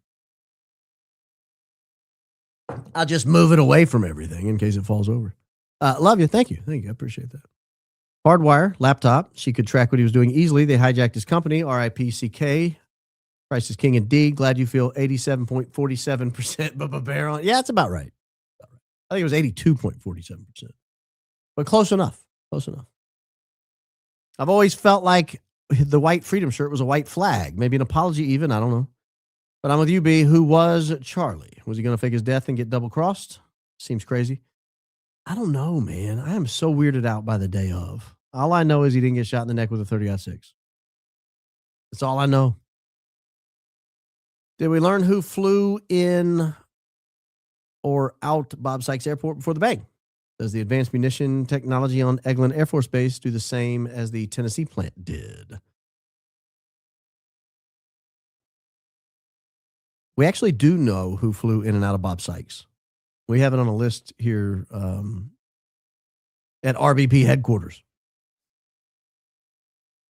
Maybe we should do a show on it. It seems like you're interested. When you shared how CK was first convinced not to go to college, something you said that day makes me think CK's dad sacrificed him. His dad knew. Oh, well, what I said was his dad allegedly came up with the name Turning Point USA. Oh, I don't think his dad sacrificed him. I'm not going to say that. Total control freak. Most of their picks, she's always on top of, obsessively handling him, like wanting to call 911, but spouse ripped phone out of wall. That's scary. Last night, I wondered if it was a botched fake assassination attempt. Whether he knew or not, makes sense how Mikey walked away slowly. He knew, and then was very unwell when they loaded CK's casket. That would make perfect sense for Mikey. That would make perfect sense for Mikey. Hi, Baron, new to Super Chats. Do you think they picked Utah due to the state laws they can have bend in their favor? I don't know the answer to that. I don't know what the state laws are they would bend in their favor. Christ is king indeed, though. I know that. Did Candace say UVU wasn't scheduled until April? I think it was later than that. I think it was like July. Pawpaw. Poopaw. You've been uncovering some crazy doo-doo. I've been on needles since you first brought up the government contract in the fall to now where it's suddenly undeniably, your opinion, undeniably connected. Allegedly. Okay, allegedly. I'll allow it. Thanks for always going, Max. I do my best, Jackie. What if the pulse oximeter in the car was to be sure Charlie Kirk was unalive? That would do it. You would know. I keep thinking no body to exhume, or at least we're not told what happened or where it is. It would have explosive residue. Glad you're feeling better. Well, it'd have a lot. It would have a lot of clues. Like bullet pathway, broken bones, wounds on the chest and hands. I mean, it would be awfully telling. Is the ER story a lie too? What if he was actually taken to airport, put on a plane with its transponder off on its way to Arizona, and light came right back?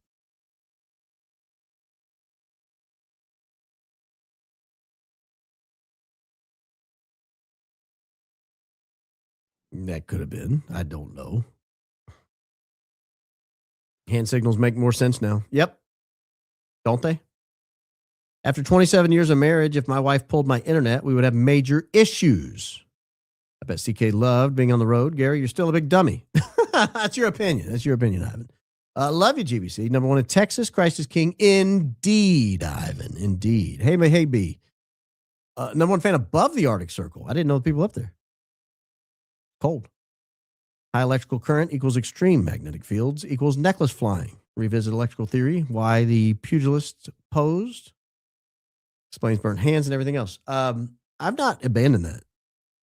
It's still on my list of possibilities, or at least a contributing factor. 100%. Crane is the lab. Fort Huachuca is the sandbox. They're deeply connected. Could be. Hope you're feeling better. My B. Feel like it was divine intervention. MS stumbled on Fort H meeting. Crazy odds, but even more so that he had integrity and fortitude to come forward. Broke case wide open, a turning point, if you will. Yeah. I mean, if you take his story at face value and assume it's true, what luck. What luck. Follow up on those 5-gallon water jugs. It actually ends up cheaper. You should look into it. Oh. Duly noted. Baron, finally catching a live show with my wife. I'm usually watching while delivering TPUSA junk mail. Can you say hi to my wife, Stacy? Hey, Stacy. Love you, my B. Keep going, Max. Christ is king indeed. We love our letter carriers here at RBP. Big fans of letter carriers. Big fans. Went to Clips this morning, watched Joe crash. Oh. Well, there is that one.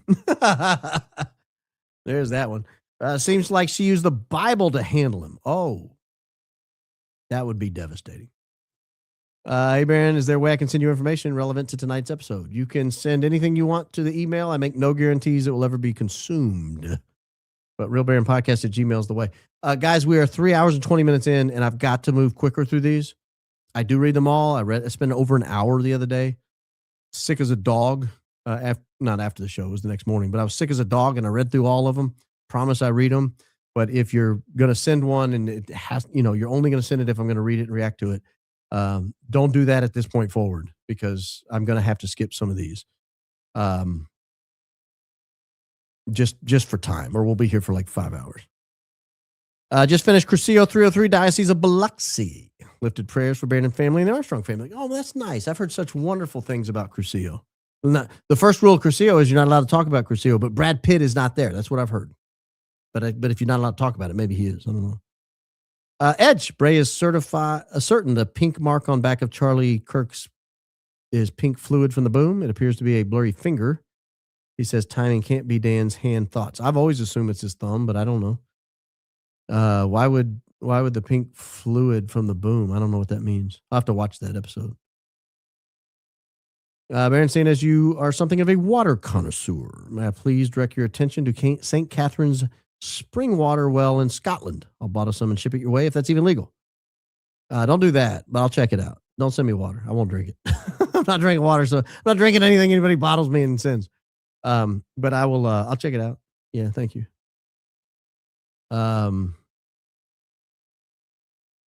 Erica cut the access to everything so Charlie could not figure out who he's really married to. Well, I mean, he's on the road a lot. He'd had a lot of time. I just think it's something about, there's something weird there.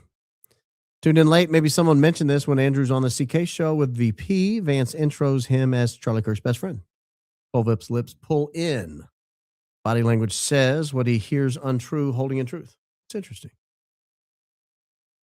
I'll have to go check that out. Best friend.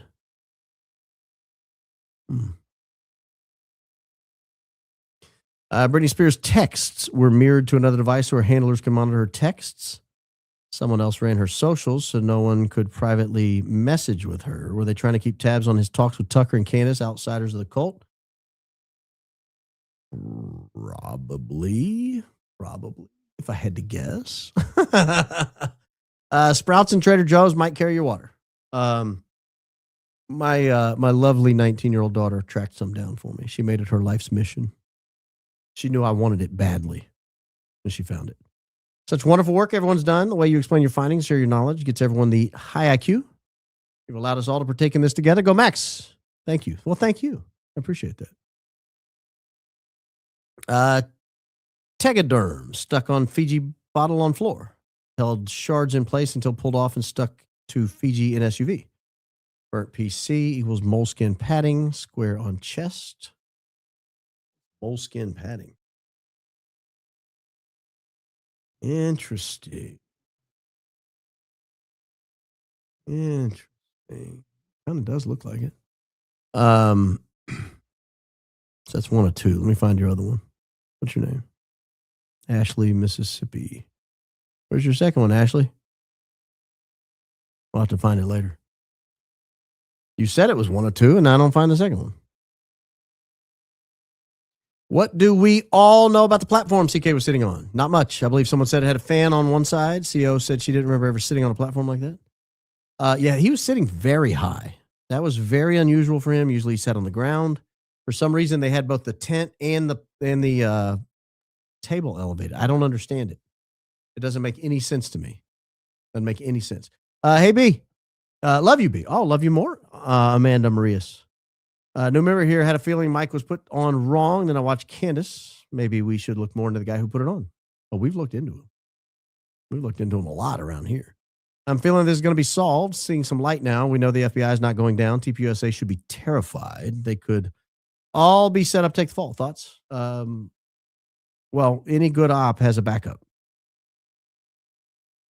Baron, love your show. Well, I understood the premise of someone willing to make a deal. If this was planned by a higher source, TPUSA could be part of the plan and not the creator of the plan. Correct.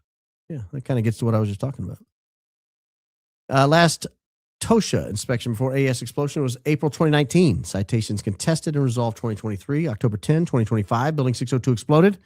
April 26, largest TOSHA investigation in history, issued 100 citations with record penalty. Yes, good summary. Very cheery summary. Hear me out. Tucker's friends with Peter Thiel. JD and PT are close friends. Tucker's close to JD. Blake Neff goes to work for Charlie Kirk despite not being an obvious fit. What are we missing here? Hate to be that person.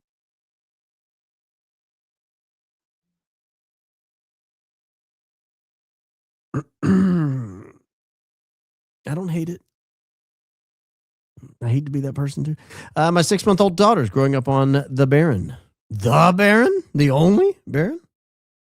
The definite article, Baron? You are what we listened to during her last feed before bed. Figure can only increase her IQ. She's going to be brilliant. Who was CK? Read Matt Bodie's book on how CK was the heir to the 7 Mountain Mandate, titled The 7 Mountain Mandate, appropriately titled. Then consider if leaving the cause would redefine him and movement. Okay. Detailed theory message sent to you from Ashley Odom Carlton. Well, you just outed yourself, Ashley. Now everyone knows who you are. But thank you. Tucker interview you were working out to was Nathan Apfel. That was it. Yeah, it was Nathan Apfel. They mentioned Pastor Jack Hibbs. They did. He says not following the CK story, but he certainly seems adjacent to it. Maybe someone can inform him about Butch Hibbs. Okay. I don't know who that someone is. Didn't Charlie admit to having a problem with intimate image viewing? Wonder if Eric cut the internet because of that. Maybe. I don't know. I don't know that he ever said that. I don't recall him saying that. Didn't Harpole say prep began on August 25th? Well, I think he said August 24th, but yeah. So thankful for the continued education. We're doing our best out here, making everybody bright. TOSHA finding. AES demonstrated plain indifference to employee safety by failing to limit personnel, employee exposure time, and explosive quantities in Building 602. Extraordinarily harsh criticism from workplace safety regulator. That's correct. That's correct. Not to mention Tucker's insane loyalty to Erica. He comes across as innocent, yet so shady. Oh. I mean, if he's truly not following it closely and he likes Erica, then what can you do? Maybe not sure if this was brought up because I'm just now catching up, but do you know what day Andrew took the screenshot? Time zone will adjust past message. I know I covered that before you commented. So yeah, hit rewind. Be kind, rewind. You'll find it. We talked about that. Hey, B, there's additional info on the CSB website regarding investigative report on AES incident. Interesting findings. Did you ever figure out the identity of the man in the plane window? No, that's funny. Episode 24. I forgot about that. No, we did not find out the name of the man in the plane window. But I got a good tip that I think is right, but I can't remember his name off the top of my head.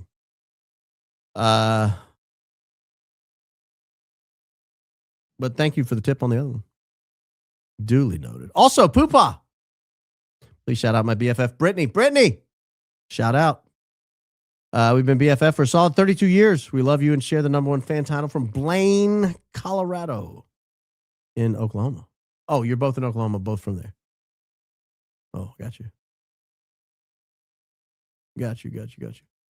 Baron, here since the days Rob the Sailor Man's button was holding on for dear life. It was. Oh, my gosh. It was about to pop off. These past 2 weeks have been incredible. Thank you. God bless you and your family. Thank you. I appreciate that.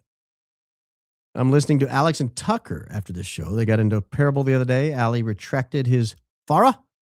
Learned this while watching your show tonight. Oh, the next day, Ally retracted his Farah. I'm going to have to listen to that. That's a good tip. Thank you. Baron, you're the best. I'm still looking for Bear Nights in Spokane, Washington. Holla back, y'all. We've got a single one. She's on the hook, man. She's ready to be gobbled up. I meant that in the best way possible. Disregard my last message. Just caught up. Love the show. B, great work. Keep up the great work. I'll do my best. Thank you for sharing your wisdom. Glad you're on the upswing. Your crashing coach's live stream was once in a million. St. Michael or Pronobus. Christ is king indeed. Yeah, that was a high moment for the program. If we're being honest, that was a really high moment for the program. Coach was watching live. We switched to start watching his live just to see what he was talking about. We didn't know he was watching live. I just knew he was on the air. And we switched over and started watching his live, and it was him watching us, and then he figured it out and died laughing. It was funny. A good moment. What happened to the videos immediately following the incident where a woman and teen were talking about seeing the tutor change with a female? Yeah, those are tough to find, but I know what you're talking about. We ought to play that. I know we played it in one past episode. I don't remember which one. Love your podcast. Ask your peeps how the stickers block the chat. I had to purchase send. I was trying to block only meant sport. I don't think they do. I don't know what they're talking about. Honestly, don't. Have you brought up the fact that TPUSA has a documentary coming out? Who was Charlie Kirk? All the people in it are his best friends. Central Florida nurses here. Always love you and your show. Christ is king indeed. Always love my Central Florida nurses. If I'm ever in dire need in Central Florida, I'll give you a call. I saw that video coming out, and it's a travesty. 1, does Philo Farnsworth ring a bell? No. 2, burnt thing on floor of car looks like remains of lipo battery. I've heard that. 3, lastly, principal can now subpoena a lot from all parties as defendant in Harpole State case. Correct. Oh, you were going to answer. It's gifts blocking chat, not stickers. Oh. Okay, Moon Goddess. You caused quite a stir. Please don't stop sticker. We would never want to stop a revenue stream. Even if the gifts that pop up all over the chat give you a share of revenue, we want to get all the support you can. I don't know if the gifts do or not. I have to check into that. This is the first I've ever heard about it. You guys tonight are the very first time I've ever heard of this. I thought Andrew said the next day his phone broke. How did his screen grab on the 15th? Oh, must have had a new phone. But Baron, you are the freaking man. Been listening since the Google Trends days. How do we get the damning and overwhelming evidence pictures from? Who did we get the damning and overwhelming? Are you telling me to out a source? Never. If that's what you're asking, no. Absolutely not. Why didn't anyone interrogate George Zinn and the other crisis actor to determine who hired them? To me, that would provide so much evidence of the orchestration of all of it. I don't know. It's a great question that I don't know the answer to. Sir Baron, remember reading Rick Cutler is an expert in discrete weaponry, for what it's worth. We don't talk much about that guy. Can't forget that smile on his face looking down to Charlie. Yeah, that was creepy. Clint from Liberty Lockdown mentioned a possible interview with you and Buckley Carlson would be amazing. Oh, that's what the person was talking about. So Clint did talk to me about that. He said, would you be interested in doing an interview with Buckley? Like if I had you on an interview and had Buckley Carlson on the same time, I said, yes, name the time and place. I'll phone in from the sick bed if I'm not well. So if that's what you're talking about, yes. The answer to that earlier question is now yes. Yay, making alive again. Taking care of my dog with cancer is 24/7. Rededicated my life to Christ through baptism in a river called God's Healing Water. Dog was prayed over as well. Much love. That is a beautiful story, Holistic Coach Michelle, and thank you for sharing. Genuinely, thank you.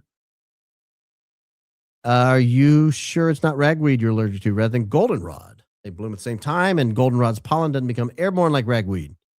Just a thought. No, I haven't. I've just noticed they bloom when the goldenrod blooms. I get sick. Not sick, but I get wheezy. Hello, oh great one from your number one fan in Arizona. Well, you got a lot of contests at the TPUSA facility. You're phenomenal at this. Thank you. Smart, genuine, and an honest man. I do my best. And of course, most humble host. Very humble. The most humble. God bless you and your family and Daisy. Thank you. I appreciate that. Very kind. CJK public event on 9/10/2025 is the linchpin of the new millennium. Solve it and demons will vanish.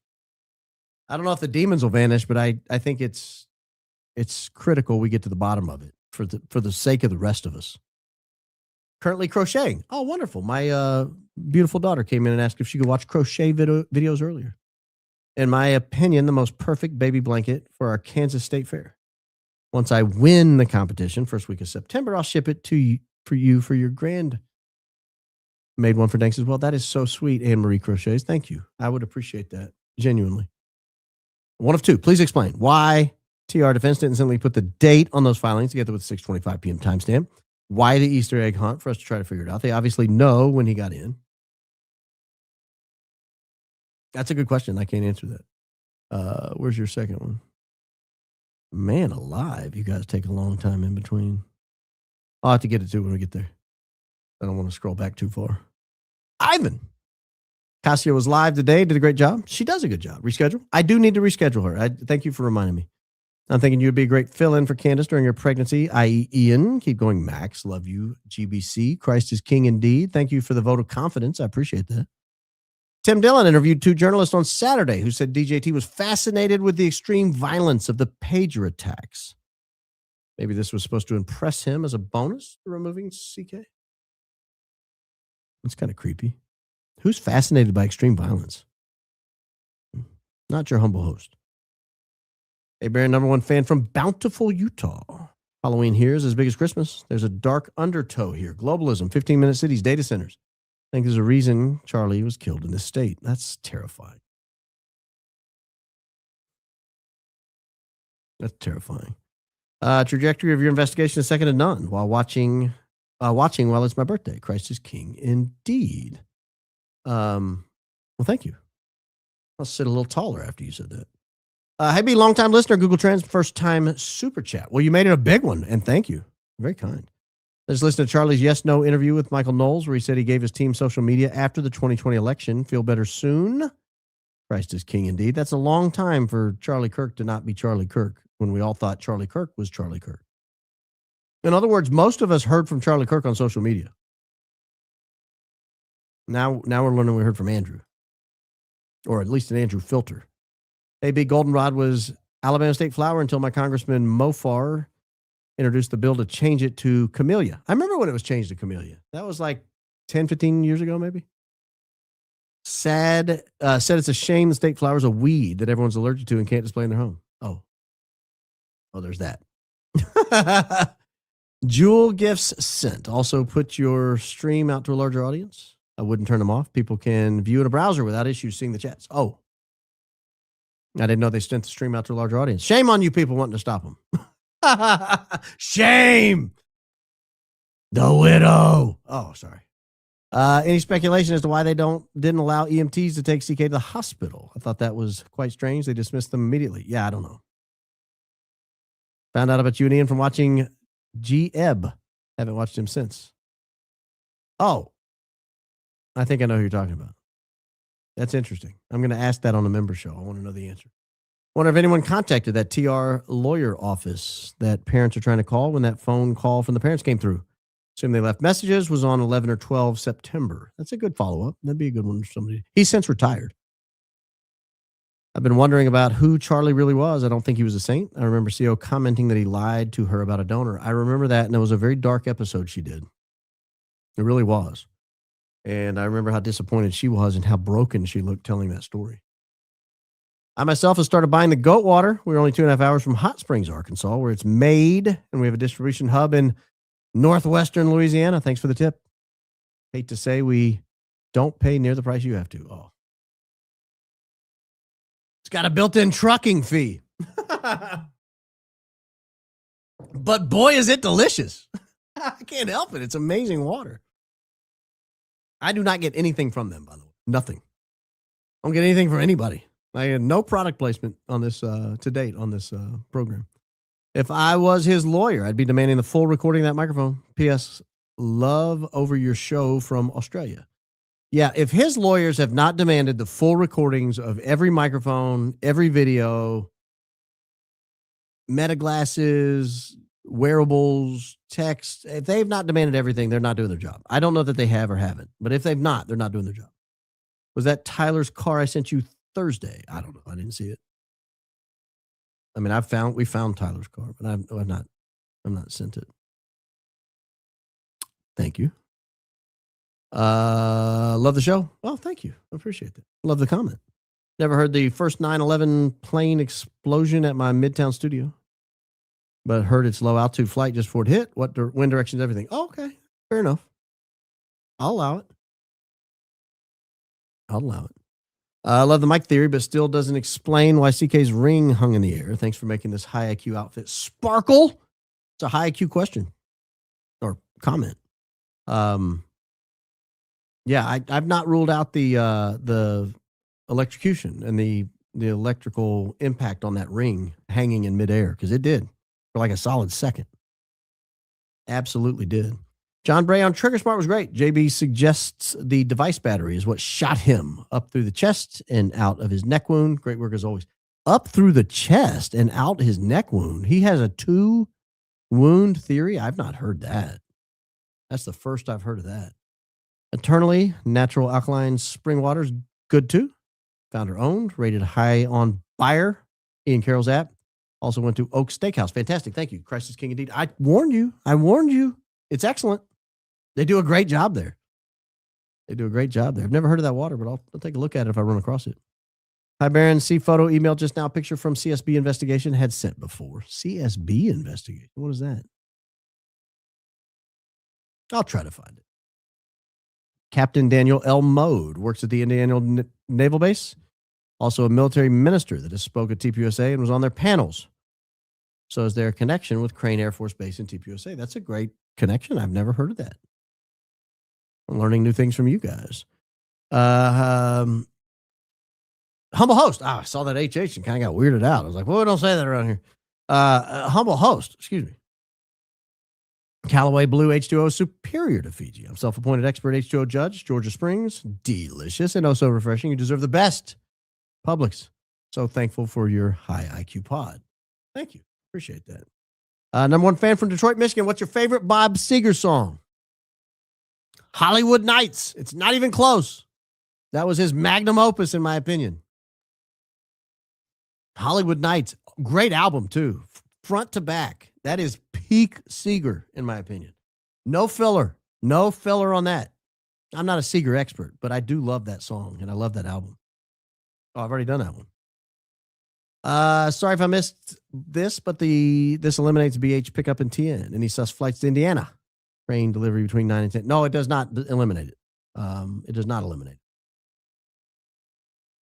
it. Maybe we'll go into how, but it doesn't, because you can always make an extra. Another month, another reminder of how lucky you are to have found me. Of course, Tiffany. Of course. Thank you. Let's start random question of the month. Number one, name one habit, good or bad, that you thought that you have that you think might surprise us. A habit that might surprise you.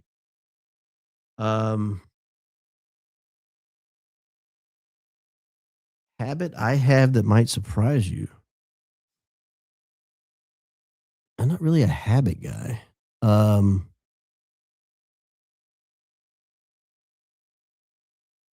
don't know. Gosh, I wish I could answer that, because that's such a creative question. I would love to have something good. But I'm kind of an open book with you guys. I have habits. I spend most of my day in here.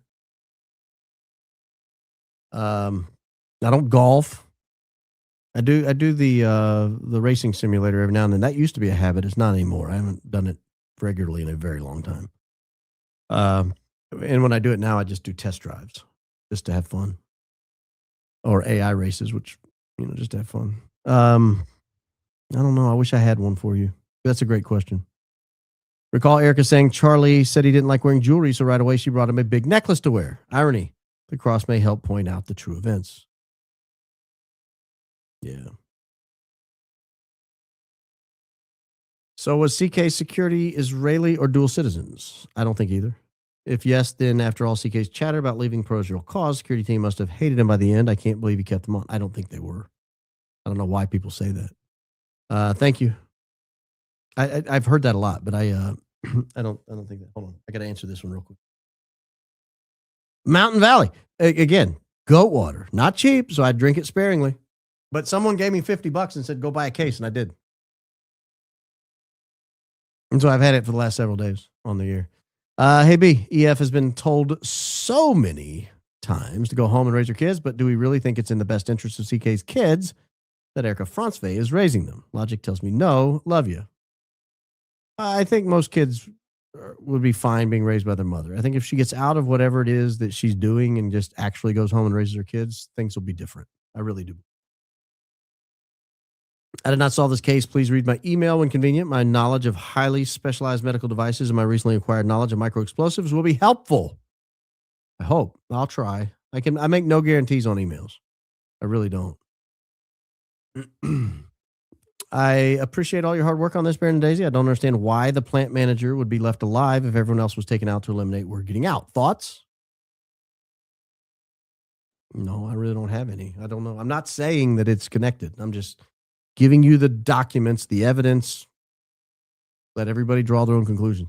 I'm leaning towards botched fake plot 2.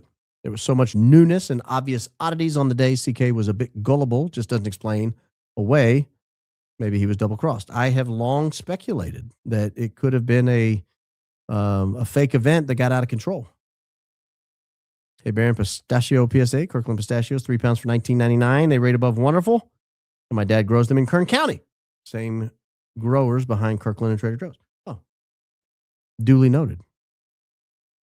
Duly noted. And next time I'm at Costco, I will pick up a bag to support your family, if nothing else. But if you say there's good, I'm in. First membership and first super chat ever. Been watching silently for so long, it's creepy. Oh, gosh. We got a creepster. What's her name? Renee's on cloud. Hey, Renee's on cloud 9. Oh, no. Watch out when she's around. She's creepy. Just want to know I admire you and everything you're doing. She's not creepy. I take it all back. The woman's great. Thank you. That's all. Well, thank you. I appreciate that. Not creepy at all. Christ is King, why are you yelling at me? I don't yell at you. Did anyone revisit the Google Trends searches right before Charlie Kirk murder? James Lee found many from Israel before 9/10 with people involved in case. I haven't heard if that became something more. Thank you, sir. The videos you were watching was James Lee covering the early episodes of this program. So go back and watch the early episodes of this program. You'll see the source material. I wrote a long-winded super and somehow my big pickle hit the wrong button. You got a big pickle? Is that Brigitte Macron? Thank you, our humble host. Oh, sorry, doing VTOP blurry eyes tonight. May God bless you all. Oh, thank you. Appreciate it. Take care of the pickle. I've been trying to shout this, and I feel like it's getting silenced on purpose for TPUSA to demand that we bear false witness after everything we know is nothing short of demonic. I agree that would be demonic. When did CK start wearing the Rode mic? ChatGPT said July 15th. They wanted explosive device ready by August 24th. That can't be a coincidence. Glad you're feeling better. Christ is King indeed. Don't ever, guys, if you forget everything I said tonight, like everything we said tonight is very important on the Charlie Kirk case. But what I'm about to tell you is important for life and everything else you're going to do. Don't ever rely on what ChatGPT tells you. Go back and do your own research. You can use it as a starting point. You can use it as a hopping off spot. You could say, hey, okay, give me links to his 3 most recent events before July 15th and see if he was wearing a road mic. Like, you can use it as a kind of an anchor tool, but don't ever just ask ChatGPT a question and go, oh, I got the answer. Because like 90% of the time you don't. And I'm not getting on to you. I see that all the time. And somebody's got to say it. What if all the pretending there was a problem with the sound, all the back and forth between security and sound guys was to cover why no sound from the fake Rode microphone? Well, that Rode microphone wasn't broadcasting over the air, so that wouldn't be it. Grade D- because you tried for first question of the month. Oh, I've been thinking about it too. Bad habits. I wanted to answer it before the end of the show. Not bad habits, any habit. I don't know if it's a habit. This is a character flaw, maybe. I get out of bed like 3 times every night to make sure everything's ready to go to bed. The right lights are on, the right doors are locked, the right settings are set. Like everything. I'm one of those people. I don't know if that's a habit, if that's a character flaw, if that's some sort of mental illness. I'll accept it. I'll live up to it. Usually the second time I get out of bed, Mrs. Coleman grabs my hand. You're fine. Everything's perfect. I'm like, I don't know. I got to check. Is that a habit? I don't know. Weird. Last one. B, have you noticed what appears to be a charging port in the material found on the floor of the SUV? That material looks burnt. I have, and I don't believe it's a charging port. If you look at these Rode microphones, you see that circle at the top? That's not a charging port. That's an audio port. That's a standard audio jack. Like you could connect a lavalier mic to this and broadcast that way. So that's not a charging port. But what is true is that we're into the program. Again, if you like the program, please like, subscribe. Go check out Baron Coleman Clips. The Clips channel is a lot of fun. We're having a lot of fun over there. There'll be new stuff put up. We try to do nearly daily. We got the next few days in the can. They'll roll out. They usually roll out around 10 a.m. So be on the lookout for those. You can set the notifications and you'll get a notification when they pop up. Click the notifications on this channel while you're here. Make sure you're subscribed. A lot of people that thought they were subscribed were not. I mentioned that the other day, and like 2,000 people subscribed that day. My guess is those were people that thought they were subscribed and weren't. So go back and look and make sure you're subscribed. But while you're doing all that, do not forget, Jesus loves you. And I always make a point of it because it's true. It's absolutely true, guys. Don't forget that. Don't you ever, ever, ever forget that. And I will be back tomorrow night. I'll be back probably earlier, probably tomorrow afternoon, God's time, 4 or 5 p.m. Central Time, if you want to set your clocks. I'll see you then. Have a wonderful evening.